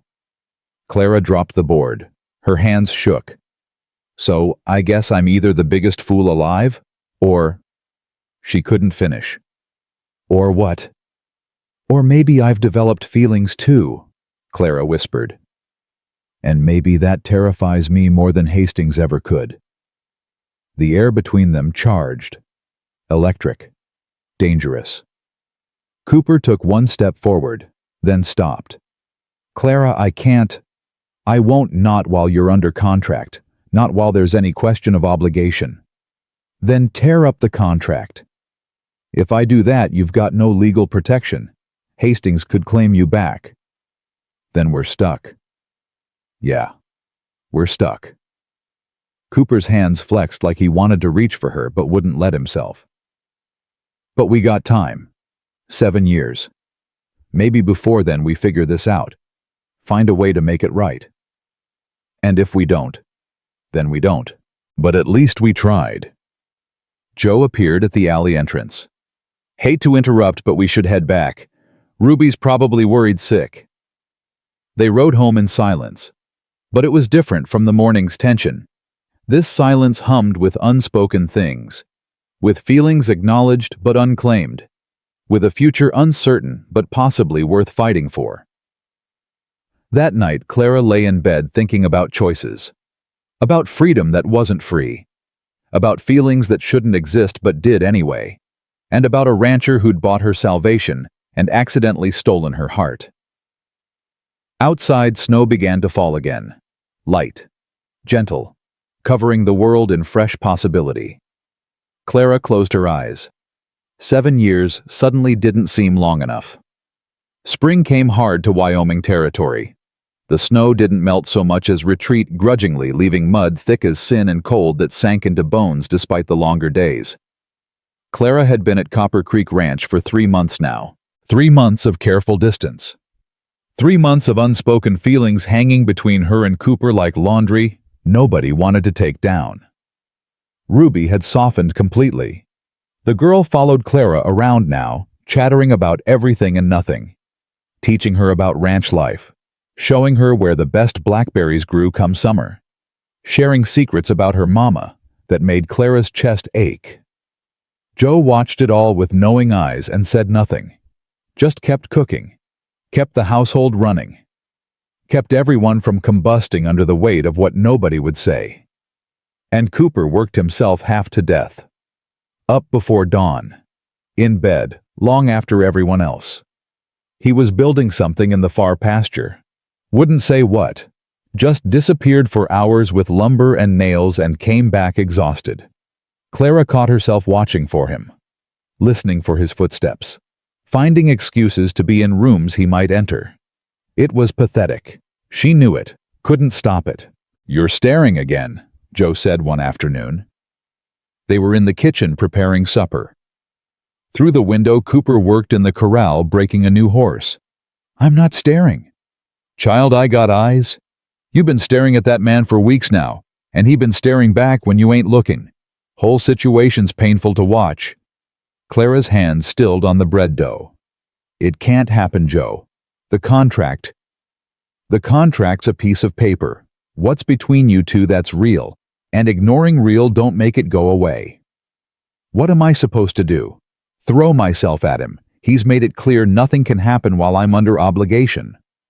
So stop being under obligation. Tear up the contract. Make your own choice. Hastings is 8 miles away licking his wounds. And even if he tried something, you think Cooper would let him get within a mile of you. Joe shaped biscuits with practiced hands. You're scared. I get it. Been hurt before. Don't want to be hurt again. But Clara, that man out there. He's scared too. Lost his wife. Nearly lost himself. Now he's got feelings he don't know what to do with, and a moral code that won't let him act on them. So y'all just circling each other like nervous horses, and it's the saddest damn thing I ever seen. What if it goes wrong? What if I stay, and we try and it doesn't work, and then I'm trapped with someone who resents me? What if it goes right? Joe's voice gentled. What if you find something worth all the risk? Clara looked out the window. Cooper had the horse calmed now, was stroking its neck, talking to it soft. The same gentle patience he showed Ruby. The same careful kindness he showed Clara. I don't know how to do this, she whispered. Don't know how to let myself want something. Then learn. Because wanting things, fighting for them, that's what makes us human. And you've been surviving so long you forgot how to live. Before Clara could respond, Ruby burst through the door. Clara, come quick. There's a wagon coming, and it's got fancy wheels, and Joe, it looks like town folk and... Ruby's eyes went wide. Oh no, what if it's that Hastings man? Cooper appeared behind her, breathing hard. It's not Hastings, it's worse. Worse than Hastings. Clara's stomach dropped. Territorial judge, and he's got the sheriff with him. They gathered in the yard as the wagon pulled up. Judge Morrison was 70 if he was a day with white mutton chops and the stern expression of a man who'd seen every kind of human wickedness. Sheriff Hutchins sat beside him, looking apologetic. Mr. Cooper, the judge said, not bothering with pleasantries. Miss Bennett, I'm here on official business. What kind of business? Cooper moved to stand between Clara and the wagon. Protective instinct taking over. The kind that involves complaints filed with the territorial court. Mr. Victor Hastings has petitioned to have Miss Bennett's indenture contract reviewed. Claims irregularities in the transfer. Claims possible coercion and improper conduct. The judge's eyes found Clara. I need to speak with Miss Bennett, alone. No. Cooper's voice went hard. Anything you need to say, you can say in front of me. Mr. Cooper, I'm trying to be reasonable here. But if you obstruct a territorial investigation, I can have you arrested. Is that what you want? I want Clara protected. That's what I want. And I'm here to ensure she is protected. From everyone. Including you. The judge climbed down from the wagon with difficulty. His joints were clearly paining him. Now, Miss Bennett, may we speak in private? Clara looked at Cooper, saw the fear in his eyes, the helplessness. Then she looked at the judge and made a decision. All right, we can talk in the house. Clara, Cooper started. It's fine. I'll be fine. She didn't feel fine, felt terrified. But she walked toward the house anyway, the judge following. They sat in the parlor. The judge refused tea, just pulled out papers and a pencil and fixed Clara with a penetrating stare. Miss Bennett, I need you to answer honestly. Has Nathan Cooper mistreated you in any way? No. Has he forced you to work beyond reasonable hours? No. Has he made unwanted advances, touched you inappropriately, indicated that your contract obligates you to anything beyond household labor? No. Never. He's been nothing but respectful. The judge made notes. Yet you remain under an indenture contract. 7 years. That's a long time for a young woman. It was my father's debt. Cooper paid it. This is the arrangement." "An arrangement you agreed to?" Clara hesitated. "I didn't have much choice. It was Cooper or Hastings. And Hastings—" She stopped, swallowed. "Hastings would have killed me. Eventually. Everyone knows it. His other wives didn't die from accidents. Those are unproven rumors. They're truth and you know it. Just because nobody can prove it, don't make it less real." The judge's expression softened slightly. "I'm not your enemy, Miss Bennett. I'm here to ensure you're not being exploited. Indenture contracts, they're legal, but they can be abused. So I need to know, do you feel safe here?" Clara thought about Ruby's laughter, Joe's gruff care, the way Cooper looked at her like she hung the moon, the life she'd built from nothing. "Yes, I feel safe." "And if I offered to void the contract right now, give you freedom to leave, would you take it?" The question hit like a fist, because it was everything Clara thought she wanted. Freedom, no obligations, the ability to walk away. But walking away meant leaving Ruby, leaving Joe, leaving Cooper, leaving home. "No," Clara said quietly. "I wouldn't take it." "Why not?" "Because this is where I want to be. Not because a contract says I have to, but because I choose it." The judge studied her for a long moment. "You're certain?" "Because once I file my report, it's official. The contract stands. You're bound for 7 years unless Cooper releases you." "I'm certain." "Even knowing Mr. Cooper has developed personal feelings for you, Sheriff Hutchins mentioned there was speculation about the nature of your relationship." Heat flooded Clara's face. "What happens between Cooper and me is our business. Not Hastings's, not yours. If there's impropriety, there's not. Cooper won't even touch my hand without permission, won't be alone in a room with me if he can help it. He's so damn noble, it's painful." Clara stood. "You want to know the truth, Judge? Yes, there's feelings, on both sides. But nothing's happened. Nothing will happen as long as this contract exists. Because Cooper's got honor even when it's inconvenient, even when it hurts. So if Hastings is trying to make this into something dirty, he's lying. Like he lies about everything." The judge was quiet. Then he smiled slightly. "You care about him." "That's none of your concern." "No, but it tells me what I needed to know." He stood gathering his papers. "Miss Bennett, my recommendation will be that the contract stands as written. You're clearly here of your own will. Mr. Cooper's treatment of you appears exemplary. And whatever Victor Hastings is claiming, it's motivated by spite, not genuine concern for your welfare." Relief nearly buckled Clara's knees. "Thank you." "Don't thank me yet. Hastings won't stop. Men like him, they don't accept losing. You should prepare for that." "We are prepared." "I hope so." The judge moved toward the door, paused. "Word of advice, Miss Bennett, life's short, especially out here. If you've found something worth holding on to, hold tight. Don't let fear or propriety or legal complications rob you of happiness.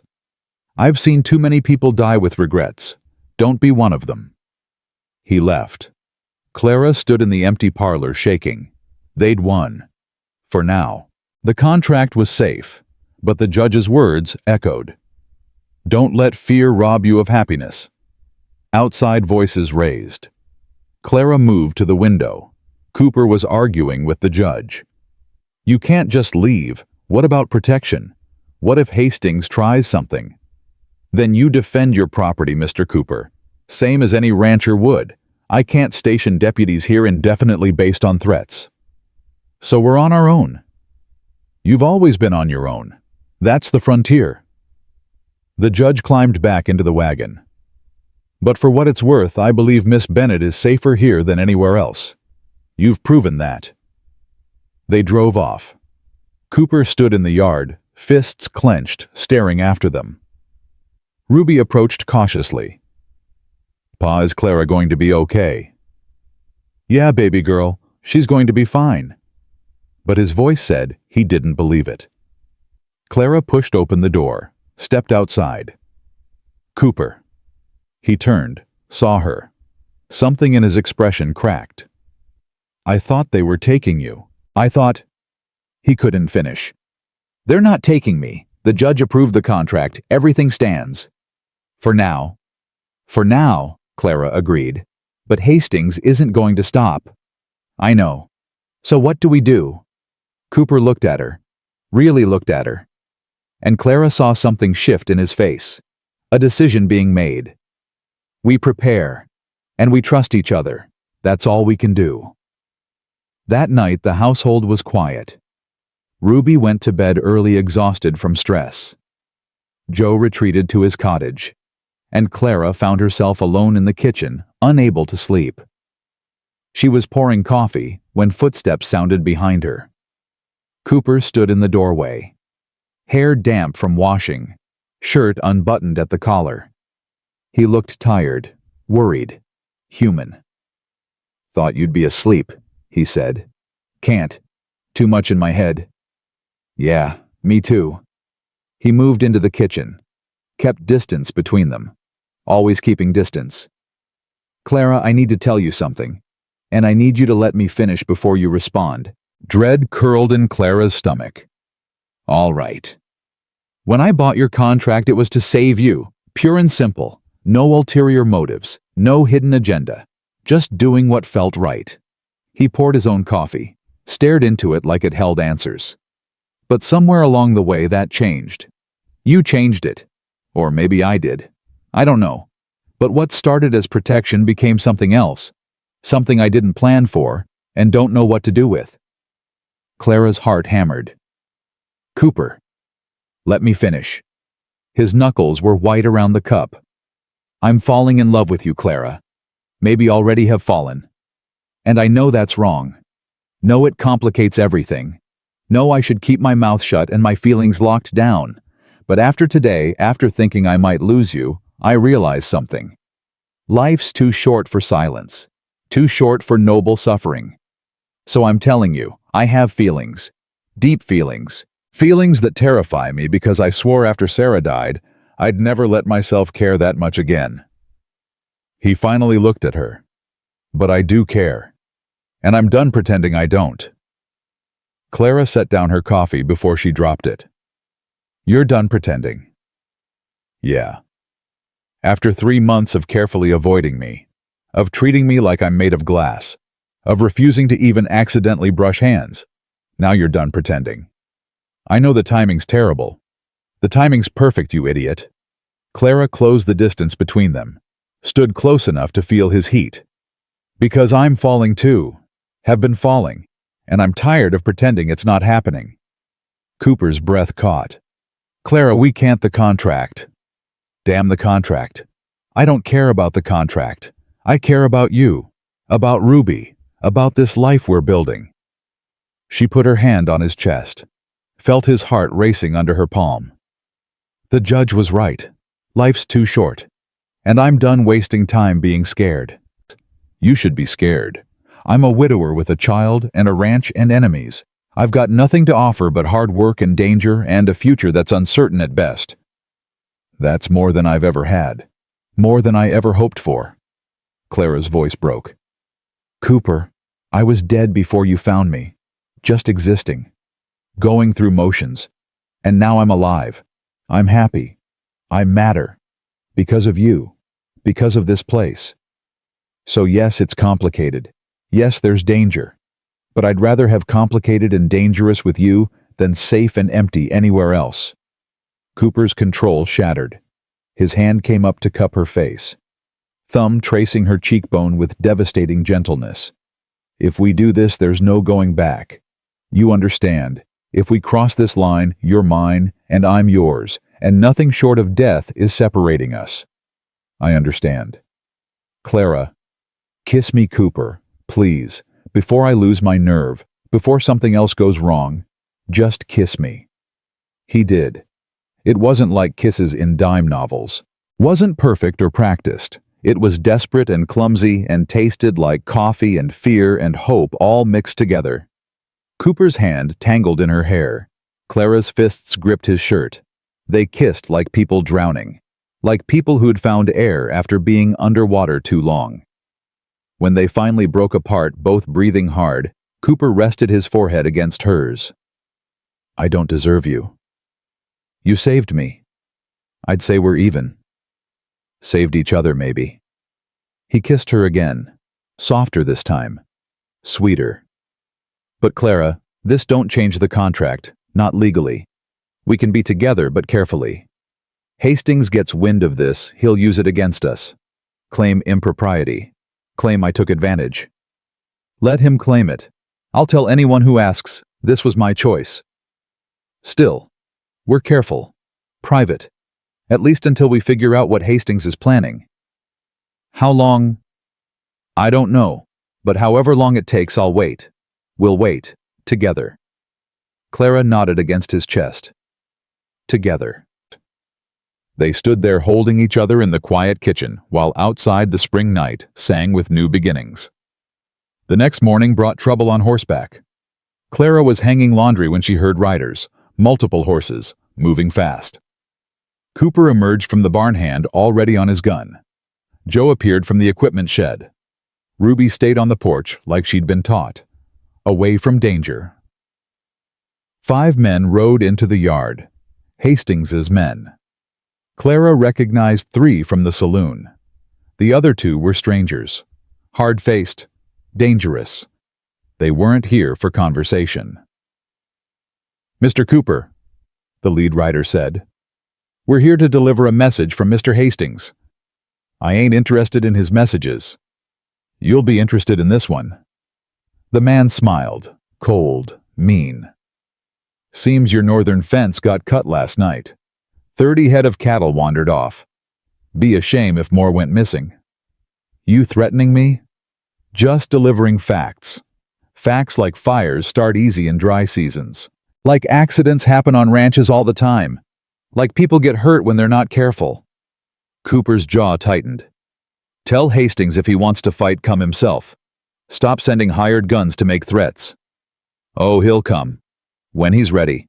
But first he wanted you to know he can reach you anytime, anywhere. And there's nothing you can do to stop him." The man turned his horse, started to leave, then paused. "One more thing. Pretty lady you got there." His eyes found Clara. "Be a real shame if something happened to her. Real shame." Cooper moved faster than Clara had ever seen. Grabbed the man's leg, yanked him off his horse. The man hit the ground hard. Cooper was on him instantly, gun pressed to his temple. "Listen close. You threaten my family again, you don't ride away. You get buried. Am I clear?" The other 4 riders drew weapons. Joe's gun was already aimed. Mexican standoff. "Boss." Joe's voice was calm, steady. "Think about Ruby." That penetrated Cooper's rage. He looked toward the porch, saw his daughter white-faced and terrified. He released the man, stepped back. "Get off my property, all of you, and tell Hastings I'm done playing. He wants war, he's got it. But he better be ready for the consequences." The men rode off laughing, like this was entertainment, like people's lives were games. Clara ran to Cooper. He was shaking, not with fear, with fury. "He's not going to stop," Cooper said. "Not until one of us is dead." "Then we make sure it's him," Joe said quietly. "But we're smart about it. No more losing our tempers. That's what he wants. Wants you emotional, making mistakes." Joe's right. Clara touched Cooper's arm, felt the tension thrumming through him. "We stay calm, stay together, and we watch for whatever he's planning. I should take you somewhere safe, you and Ruby, get you away from here." "Running ain't the answer, boss," Joe said.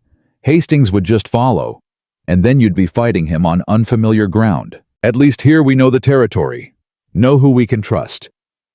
"I can't lose her, Joe. I can't." Cooper's voice cracked. "I just found her. I can't lose her." "You won't. We protect our own. Always have. This ain't different." But it was different. Because now Hastings knew Cooper had a weakness.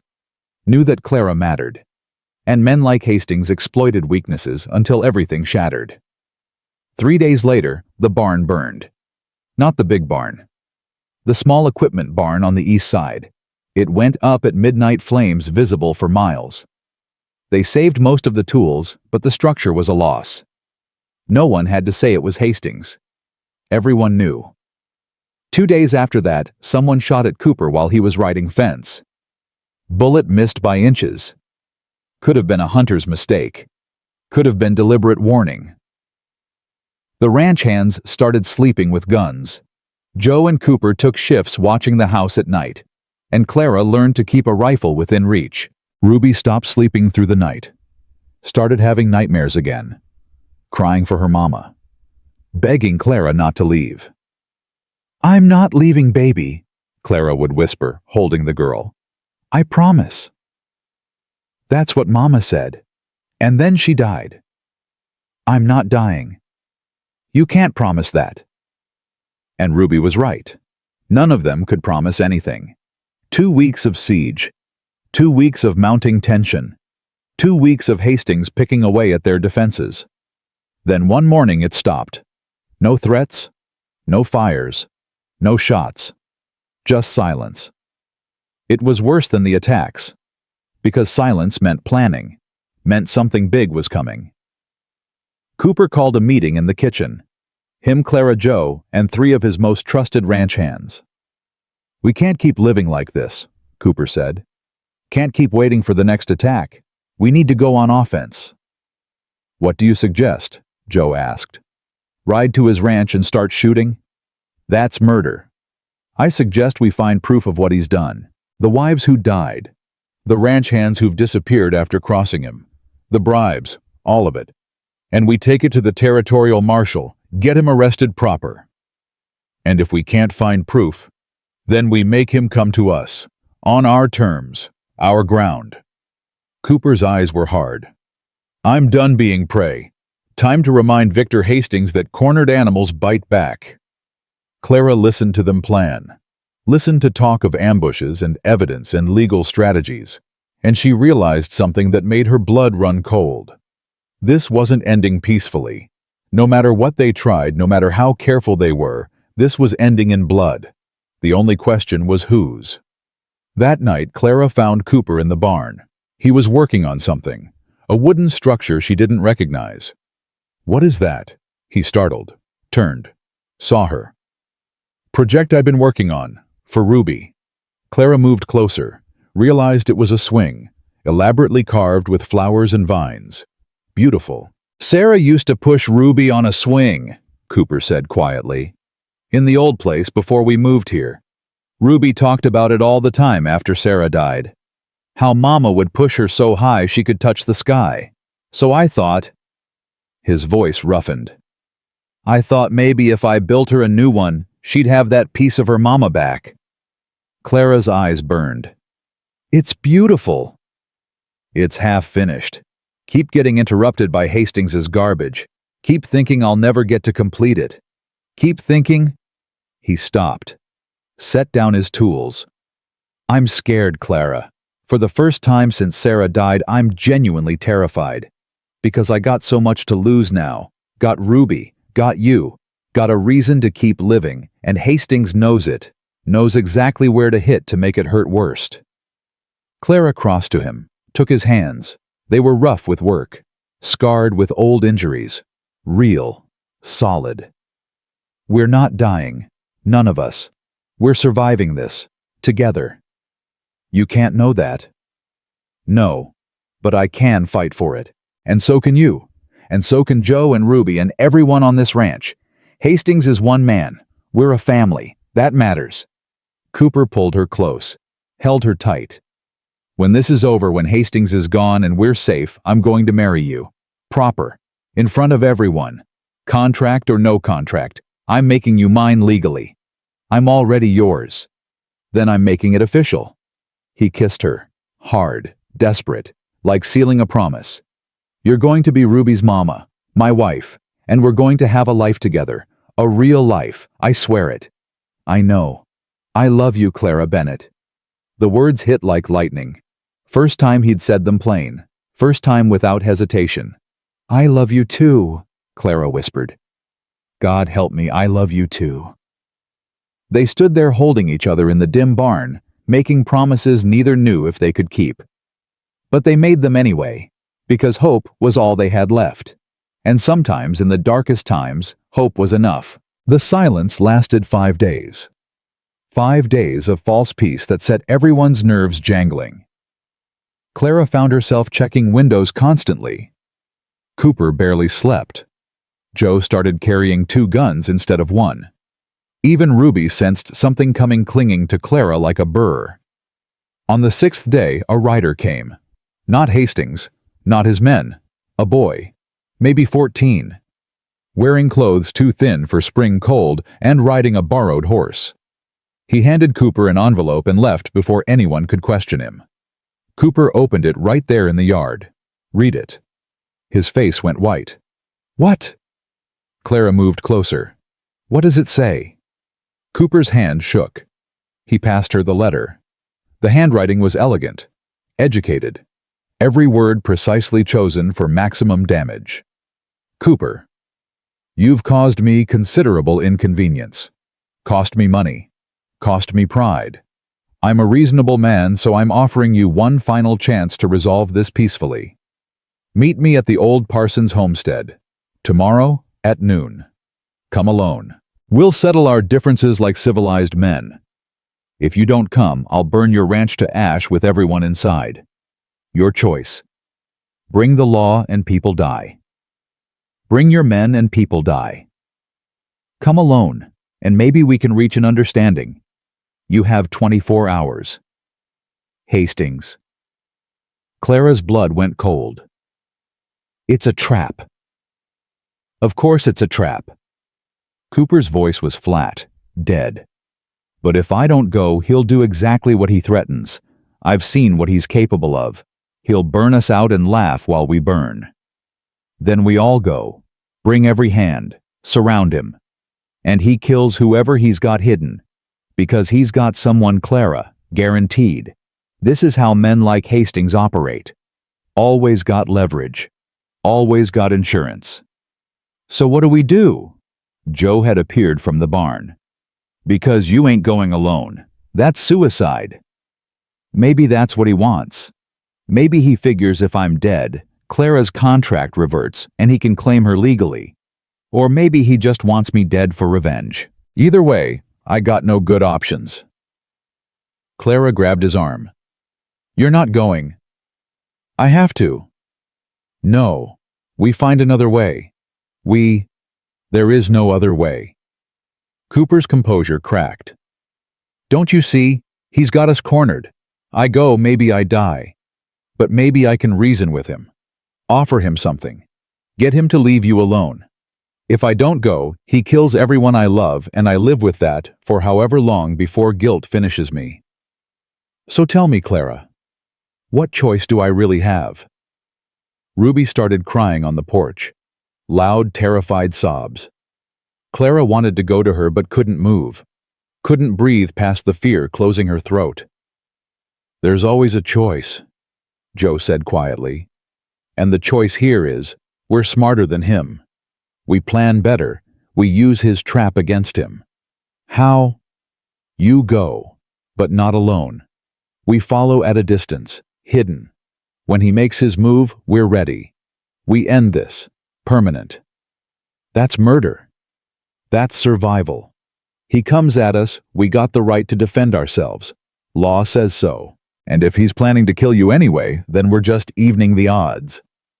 Cooper was quiet for a long time. Then he nodded slowly. All right, we do it your way, but Clara and Ruby stay here, safe. No. Clara found her voice. I'm coming with you. Absolutely not. He's doing this because of me. I'm not hiding while you risk your life. That's exactly what you're doing. You're staying here where it's safe, and that's final. Since when do you give me orders? Since I'm trying to keep you alive. Cooper's voice rose. Damn it, Clara. I can't fight him and worry about you at the same time. Please. Please just stay here with Ruby. Let me do this without... His voice broke. Without being terrified every second that you're going to get hurt. Clara saw the fear in his eyes. The raw terror of a man who'd already lost one woman he loved and couldn't bear losing another. She wanted to argue, wanted to insist. But Ruby's crying got louder, and Cooper's hands were shaking, and Clara realized he was right. "Okay," she whispered. "Okay, I'll stay." Relief flooded his face. He pulled her into his arms, held her so tight she could barely breathe. "Thank you. God, thank you." "But Cooper, you better come back. You understand? You made me promises. You better keep them." "I will. I swear I will." That night Cooper sat with Ruby until she cried herself to sleep. Then he spent an hour with Joe and the ranch hands planning, drawing maps, working out positions and signals and contingencies. Clara watched from the doorway, watched him transform from the gentle man who carved swings into something harder, something capable of violence if necessary. It terrified her, but it also made her love him more, because he was doing this for them, for her and Ruby, and the life they'd built. Around midnight, Cooper found Clara in the kitchen. She was making coffee she didn't want, keeping her hands busy so they'd stop shaking. "Can't sleep?" he asked. "Would you?" "No." He poured himself coffee, stood close, but didn't touch, like contact would break whatever fragile control he had. "Clara, if something happens tomorrow, don't." "I have to. If something happens, there's papers in my desk. Legal papers. The ranch goes to Ruby, but you're listed as her guardian. The contract's voided. You're free. And there's money. Enough to keep this place running, or sell it and start over somewhere else. Whatever you choose." "Stop talking like you're dying. I'm talking like a man who might not come home. That's different." Cooper finally looked at her. "And I need you to promise me something. If I don't make it, you take Ruby and you run. Don't stay here fighting Hastings. Don't try to be noble. Just run and keep her safe and give her a good life. Can you promise me that?" Clara's vision blurred. "That's not fair. You can't ask me to." "Promise me." "Cooper." "Clara, please, I need to know she'll be okay. That you both will be okay. That's the only thing that's going to let me ride out there tomorrow and do what needs doing. So please, promise me." Clara wanted to refuse, wanted to rage at him for even suggesting she could just move on. But she saw the desperation in his eyes, the love, the fear. "I promise," she whispered. "If you don't come back, I'll take Ruby and run. I'll keep her safe. I'll tell her every day how much her father loved her. And you'll live. Really live. Not just survive. You'll find happiness again. Don't ask for that. That's too much. It's not enough. But it's all I can ask." Cooper set down his coffee, finally closed the distance between them, cupped her face in his scarred hands. "I love you, Clara Bennett. In this life and whatever comes after.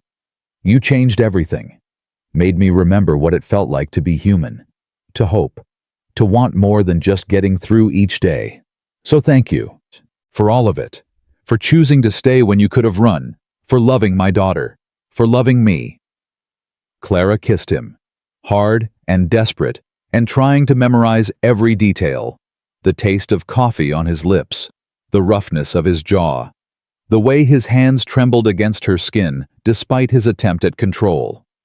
When they finally broke apart, both were crying. "Come back to me," Clara said. "Whatever happens out there, you fight like hell and you come back. Because I'm not ready to let you go. I'm not ready to be without you. I'll fight, I promise." They stood there holding each other while the clock ticked toward morning and fate waited with loaded guns. Dawn came too fast. Cooper was dressed and armed before the sun cleared the horizon. He checked his rifle, his pistol, extra ammunition. Moved with the mechanical efficiency of a man preparing for war. Joe and 3 ranch hands were already saddled. They'd ride out first. Get in position around the Parsons homestead. Hidden, waiting. Ruby wouldn't let go of her father, clung to him crying, begging him not to go. I have to, baby girl, but I'm coming back, I promise. Mama promised too. The words hit like bullets. Cooper's face crumpled. He knelt down, pulled Ruby into his arms. Your mama didn't choose to leave. She fought to stay. And I'm going to fight too. Fight to come back to you, to Clara, to our family. You believe me? Ruby nodded against his chest. I believe you, Papa. That's my girl. He kissed her forehead, stood, looked at Clara. Keep her inside, no matter what you hear, no matter what happens. You stay inside until I come back, or Joe does. Understand? I understand. And Clara, I love you. Remember that. Whatever happens, remember, I love you. Then he was gone. Riding out with Joe and the men. Disappearing into the morning mist. Clara pulled Ruby inside, locked the door, checked the rifle Cooper had left, made sure it was loaded. They sat in the kitchen, waiting. Ruby pressed against Clara's side. Neither spoke, just listened to the clock tick and their own hearts pound. An hour passed. 2. Noon came and went. Still nothing. Ruby fell asleep finally, exhaustion winning over fear. Clara held her, stroked her hair, prayed to a God she'd stopped believing in years ago. Please, please let him come home. 3 o'clock. 4. Clara's nerves were shredded. Every sound made her jump. Every creak of the house made her reach for the rifle. Then at 4:30 she heard it.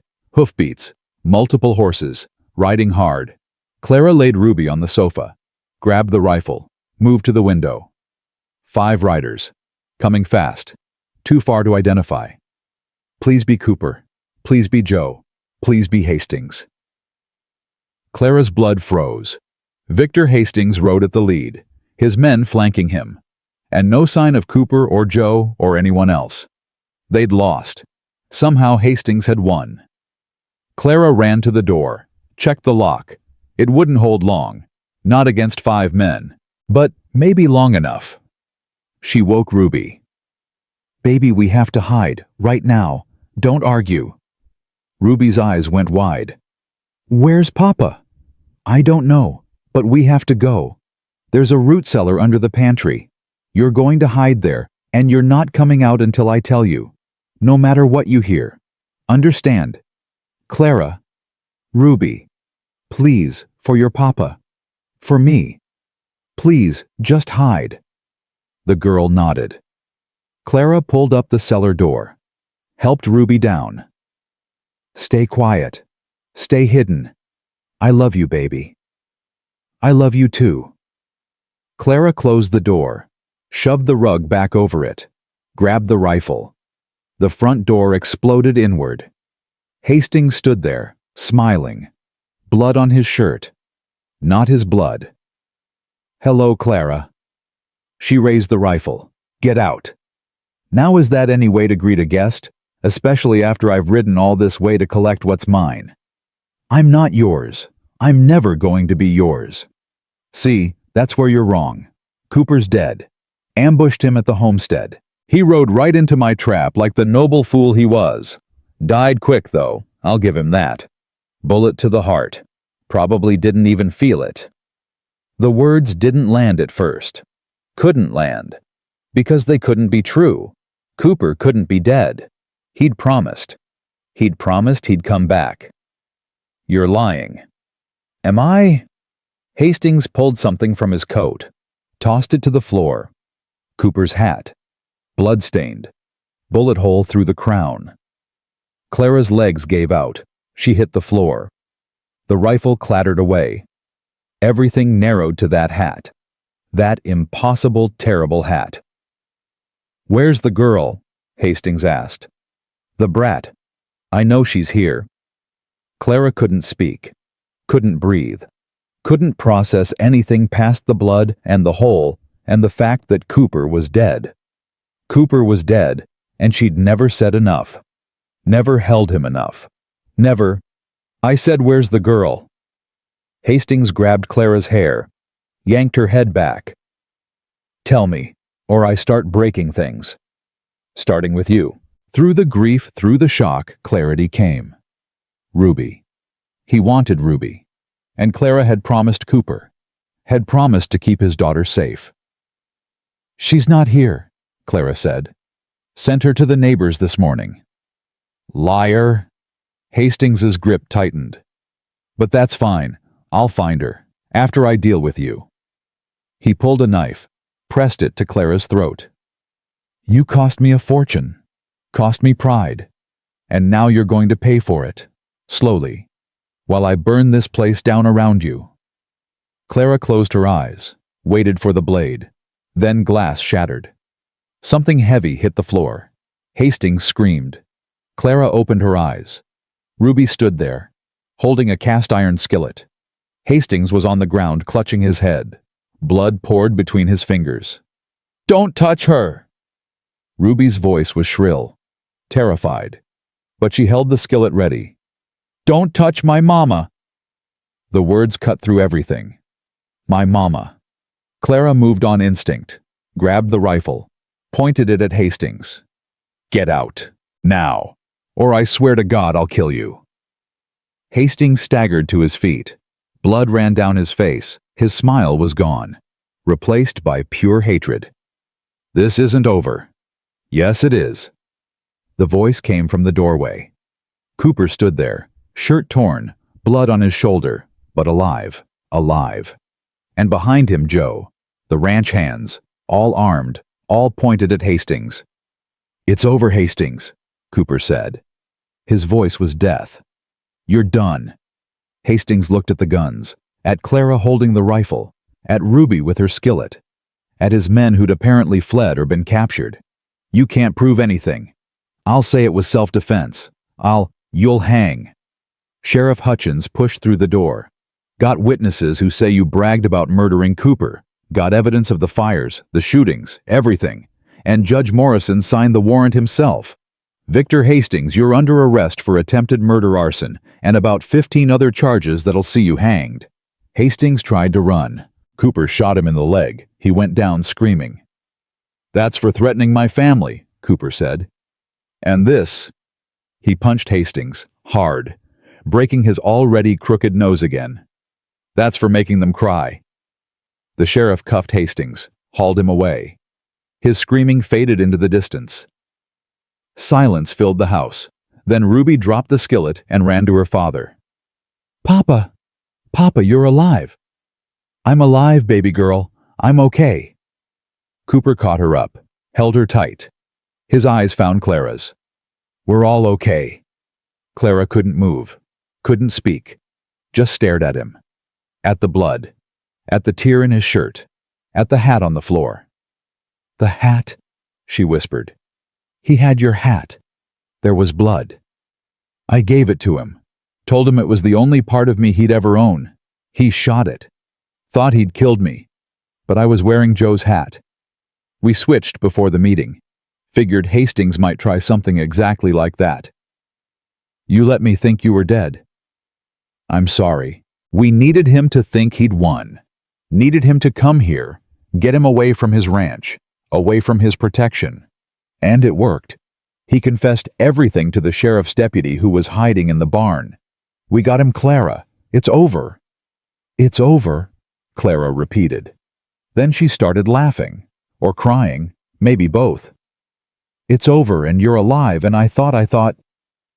She couldn't finish, just collapsed. All the fear and grief and relief hitting at once. Cooper was there, catching her, holding her. "I'm here. I'm right here. I'm not going anywhere." Ruby wrapped her arms around both of them. "We're a family now, right? A real family. Forever." "Forever," Cooper said. "If Clara will have us." Clara pulled back enough to see his face. "If I'll have you." "You just faked your own death. Let me think I'd lost you. Put me through hell." "I know, and I'm sorry. But Clara..."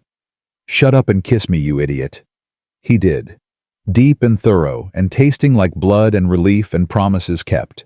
When they finally broke apart, Ruby was grinning through tears. "So, you're going to marry Papa and be my real mama?" Clara looked at this child who'd defended her with a skillet, who'd called her mama, who'd been brave when everything was falling apart. "Yeah, baby, I'm going to marry your papa. And I already am your real mama. Have been for a while. Just took us both some time to realize it." Ruby squeezed them both tighter. "Good, because I love you, and you're not allowed to leave, ever. Not leaving, not ever." That night after the sheriff had gone and Hastings was locked up and the adrenaline had faded into exhaustion, they sat together in the kitchen. Cooper's shoulder was bandaged. Joe had cleaned and stitched it. Bullet had gone through clean. He'd heal. Ruby had finally fallen asleep, curled up on the sofa. Exhausted. Safe. "I need to tell you something," Cooper said. He pulled out a paper. "While we were planning the trap, I wrote this, just in case things went wrong." He handed it to Clara. It was a will, leaving everything to her. The ranch, his money, Ruby, everything. But at the bottom there's something else. Clara read it. Her breath caught. It was a marriage proposal, written formal, legal, with a space for her answer. "I was going to give it to you if I died. Let you decide after without pressure, but then I didn't die, and I realized I don't want to wait. Don't want to spend one more day without making this official." Cooper slid off his chair, knelt on the kitchen floor. "Clara Bennett, will you marry me? Will you be my wife, Ruby's mama? Will you take on this ranch and this life and this broken man and make us whole?" Clara looked at him. This rancher who'd bought her freedom and stolen her heart. This man who'd fought for her, protected her, loved her. "Yes," she said. "Yes to all of it. But on one condition. Anything. We burn that contract. Right now. I don't want it hanging over us. Don't want any question that I'm here by choice, not obligation, choice." Cooper smiled, pulled the contract from his pocket. He'd been carrying it. Already planned on it. They burned it in the stove, watched 7 years of servitude turn to ash, watched the past die and the future begin. Then Cooper kissed her, slow and sweet and full of promise. "When?" Clara asked. "When do we get married?" "Tomorrow if you want, next week, next month, whenever you're ready." "Tomorrow," Clara decided. "Why wait? Why wait?" Cooper agreed. Outside, spring rain began to fall.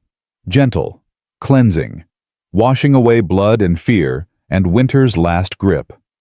Inside, a family held together, scarred, exhausted, but whole. And in the morning, they'd start building the life they'd fought so hard to claim. But tonight, they just held each other and breathed and were grateful. For survival. For love. For second chances. For the impossible grace of finding home in the last place they'd expected. Morning came with birdsong and the smell of coffee. Clara woke in the narrow bed disoriented. Then memory flooded back. Hastings arrested. Cooper alive. The proposal. Everything.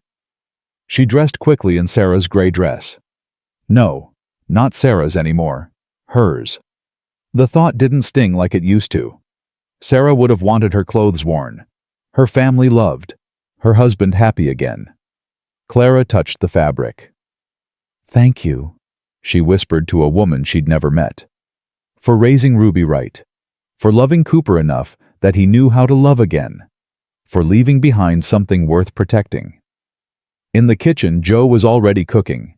He looked up when Clara entered, smiled. "Morning, Mrs. Cooper," or near enough. "It's still Miss Bennett." "Not for long." Joe cracked eggs into a pan. "Boss is already up. Been up since dawn. Nervous as a cat in a room full of rocking chairs." "Where is he?" "Barn. Finishing that swing for Ruby. Wants it done before the wedding. Says it's important." Clara found him there. The swing was nearly complete. Beautiful carved wood sanded smooth hanging from strong rope. Cooper was testing the knots, making sure everything was safe. "It's perfect," Clara said. He turned, saw her. His face transformed. "You're really going to marry me today? Unless you changed your mind." "Never. Not in a million years." He crossed to her, took her hands. "I got the preacher coming at noon. Judge Morrison, too. He insisted on being witness. Said he doesn't get to see happy endings often, and he's not missing this one. Ruby's wearing her mama's Sunday dress. Joe's making a feast. And I'm terrified." "Of what?" "That I'll mess this up. That I'm not good enough. That you'll wake up one day and realize you could have had better." Clara cupped his face.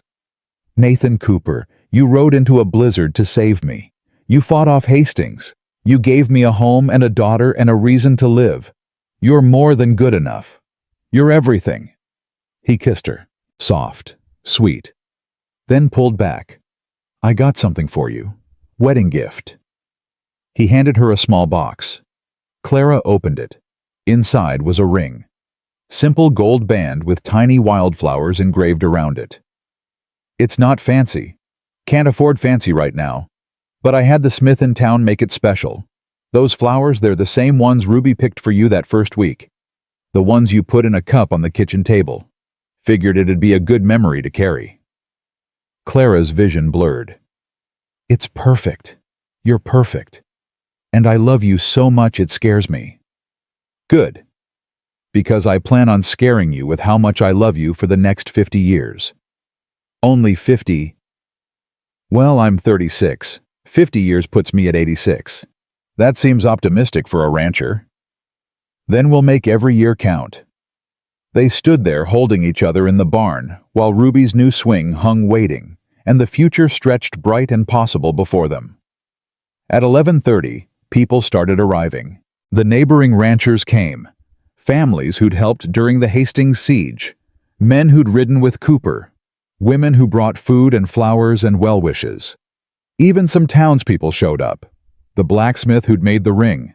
The general store owner. The barkeep from the Silver Spur looking embarrassed but sincere. "Figured I owed you an apology, Miss Bennett. Should have stepped in that night. Should have done something. So I'm here now, hoping you'll forgive an old coward for not being brave when it mattered." Clara shook his hand. "You're here now. That's what matters." By noon the yard was full. Someone had set up chairs. Someone else had strung wildflowers around the porch. It looked nothing like a traditional wedding. Everything like a celebration of survival. Judge Morrison arrived with the preacher. The judge looked better than last time, less stern, almost grandfatherly. "Miss Bennett, you clean up nice. Though I preferred you with that fire in your eyes when you told me to mind my business about your relationship. I apologize for that, Your Honor. Don't. Was the most honest thing anyone said to me in years. Reminded me why I took this job. To protect people like you from bastards like Hastings." He glanced around. "Speaking of got news this morning. Hastings won't be troubling anyone again. Tried to escape custody. Deputy shot him. Dead before he hit the ground." Clara should have felt something. Relief maybe. Satisfaction. Instead, she just felt tired. "Good. He can't hurt anyone else now." "No, ma'am, he cannot." The judge smiled. "Now let's get you married before Cooper wears a hole in the porch from pacing." They gathered on the porch. Ruby stood beside Clara holding a bouquet of wildflowers she'd picked herself. Joe stood with Cooper gruff and proud in his Sunday clothes. The preacher was old. Voice wavering but strong enough. He opened his Bible. "Dearly beloved, we are gathered here today." "Wait." Ruby tugged Clara's sleeve. "Before you get married, I got something to say." Everyone looked at the 9-year-old. "I know you're marrying Papa, but you're also marrying me. Right? Because we're a family." Clara knelt down. "Right. We're a family." "Then I got something for you." Ruby pulled out a small cloth bundle, unwrapped it carefully. Inside was a brooch. Simple. Tarnished silver with a blue stone. "This was Mama's. Papa gave it to her when they got married. And Mama told me before she died that someday when Papa found someone new, I should give it to her. So she'd know Mama was okay with it. That Mama wanted us all to be happy. Clara's hands shook, taking the brooch. Ruby, I can't. This is yours.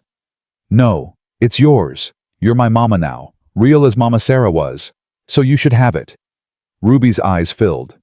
Is that okay? Can I have two mamas, one in heaven and one here? Clara pulled the girl into her arms, held her tight. Yes, baby, you can have two mamas, and they both love you more than anything. The crowd was crying. Half the women were sobbing into handkerchiefs. Even Joe was wiping his eyes. Cooper helped Clara stand. His own eyes were wet. You ready now, or should we wait for everyone to compose themselves? I'm ready. Let's do this.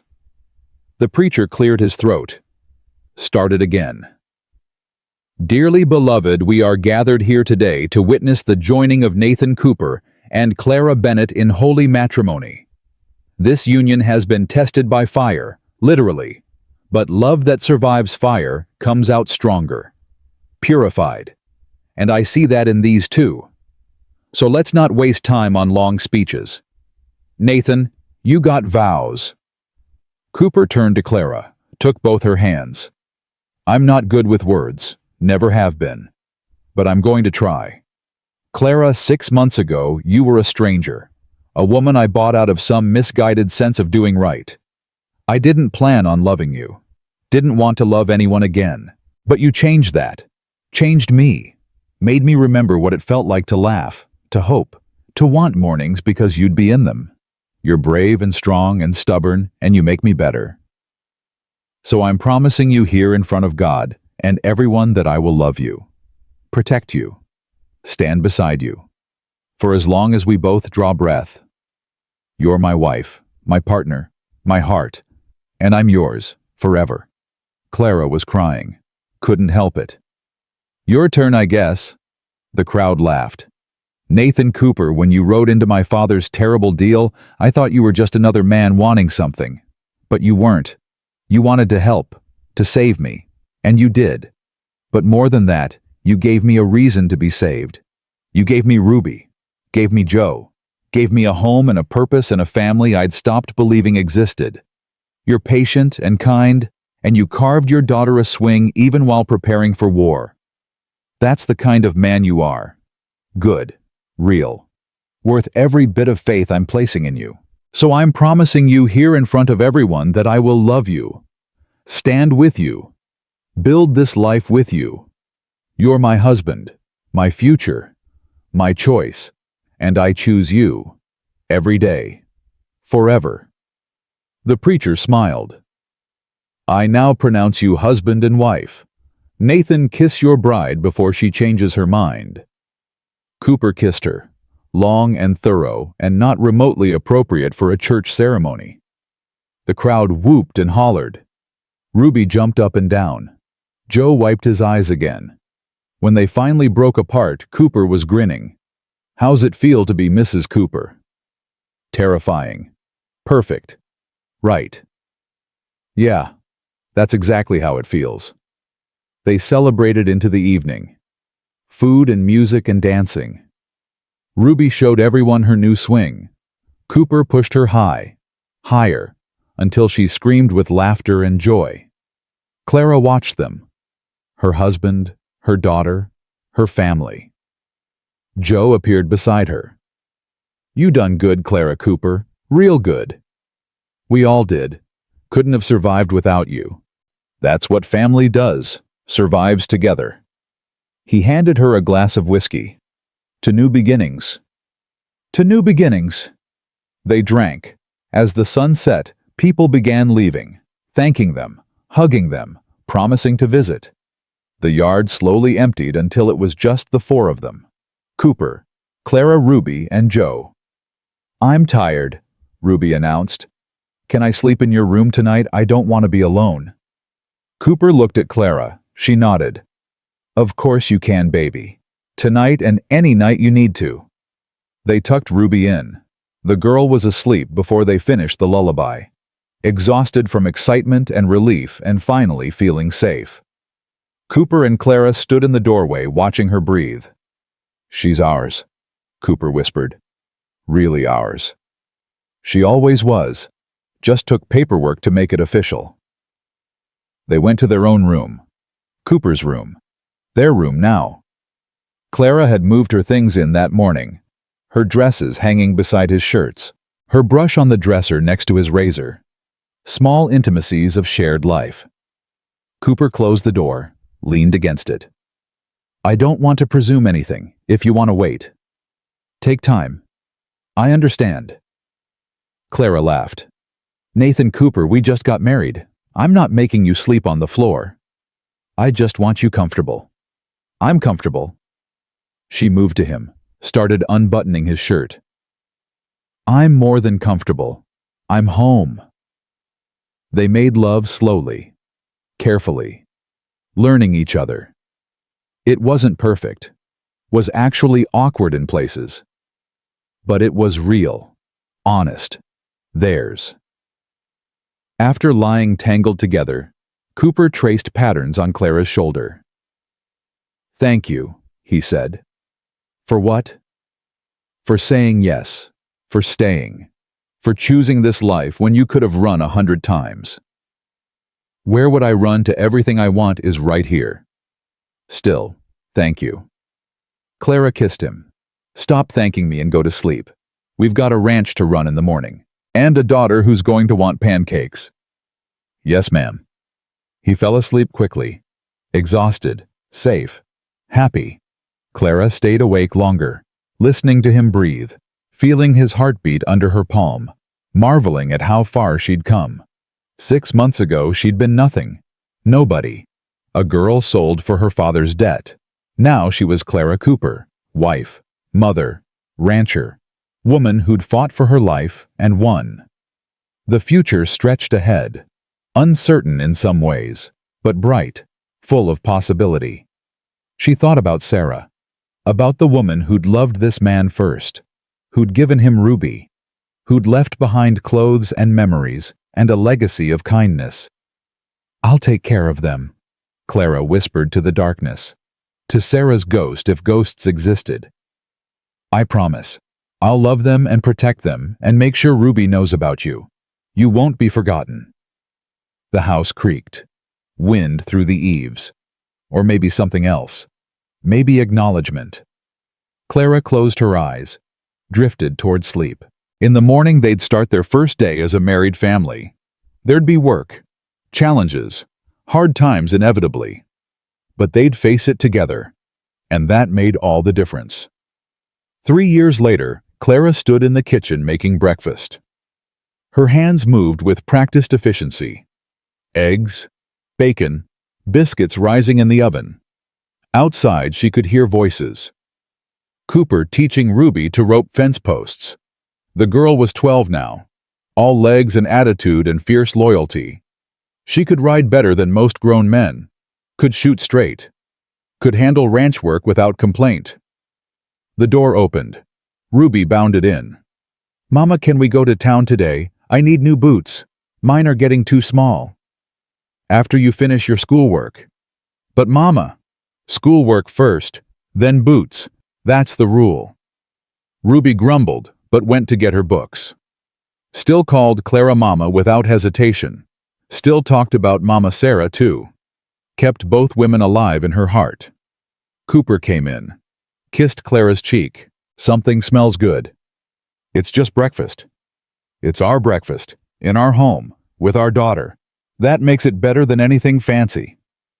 Clara smiled. "You're sentimental this morning." "Can't help it. 3 years married today. Still can't believe you said yes." "Still can't believe you asked." He pulled an envelope from his pocket. "Got you something." Clara opened it. Inside was a deed, for the land adjoining their ranch, 20 acres with a creek running through. "Cooper, we can't afford." "Already bought it. Been saving. Figured we could expand. Maybe build a bigger house. One with room for more kids if we're blessed. If you want that." Clara's hand went to her stomach, to the secret she'd been keeping for 2 weeks. Funny you should mention that. Cooper's eyes widened.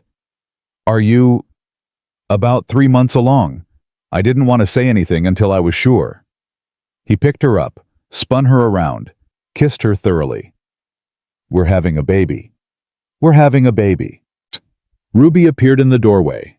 Wait, what, I'm getting a brother or sister? Looks like it, Clara said. Ruby whooped, ran to hug them both.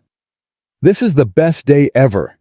Can we name it after Mama Sarah if it's a girl?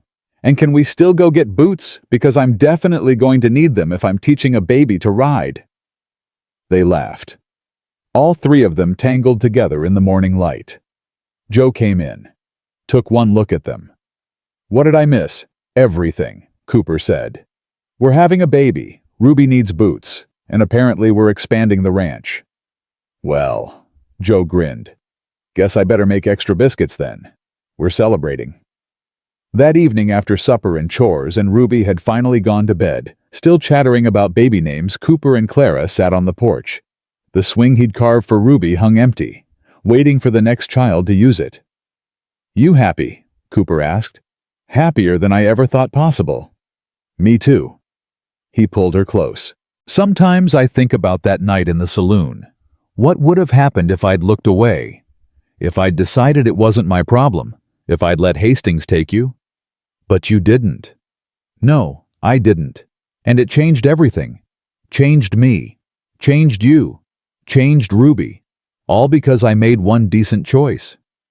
Best choice you ever made. Cooper kissed her. Second best. The first was asking you to marry me. They sat in comfortable silence, watching stars emerge, listening to night sounds, breathing in the life they'd built. Inside, Ruby slept soundly, safe, loved, whole. In town, an empty jail cell reminded everyone that justice sometimes prevailed. And across Wyoming territory, word had spread about the rancher who'd saved a woman from slavery, about the woman who'd fought back with a skillet, about the family forged in fire and hardship and impossible choices. Their story became legend, the kind mothers told daughters, the kind that gave hope to women trapped in bad situations, the kind that proved love could triumph over cruelty if people were brave enough to fight for it. But to Clara, it was just her life. Her improbable, beautiful, hard-won life. She'd been sold for a debt and found a home. Been traded like property and discovered her worth. Been trapped by a contract and freed by love. The scars remained. Always would. On her heart. On Cooper's shoulder. On Ruby's memory of terror. But scars proved survival. Proved strength. Proved they'd lived through the worst and emerged on the other side. Clara Cooper. Wife. Mother. Survivor. Free woman. Years from now, when she was old and gray, she'd sit on this same porch with grandchildren and great-grandchildren asking about the past. And she'd tell them the truth. That sometimes the worst moments lead to the best endings. That family is chosen as much as born. That love requires courage. That freedom is worth fighting for. That one person's decision to do right can change everything. But mostly, she'd tell them this. That cold November night, when a rancher rode into a saloon and said 2 simple words, he didn't just save her life. He gave her one worth living. And in return, she gave him the same. They saved each other. Built something beautiful from ashes. Proved that even in the brutal frontier, even when everything seemed lost, hope survived. Love survived. They survived. And in the end, that was the only story that mattered.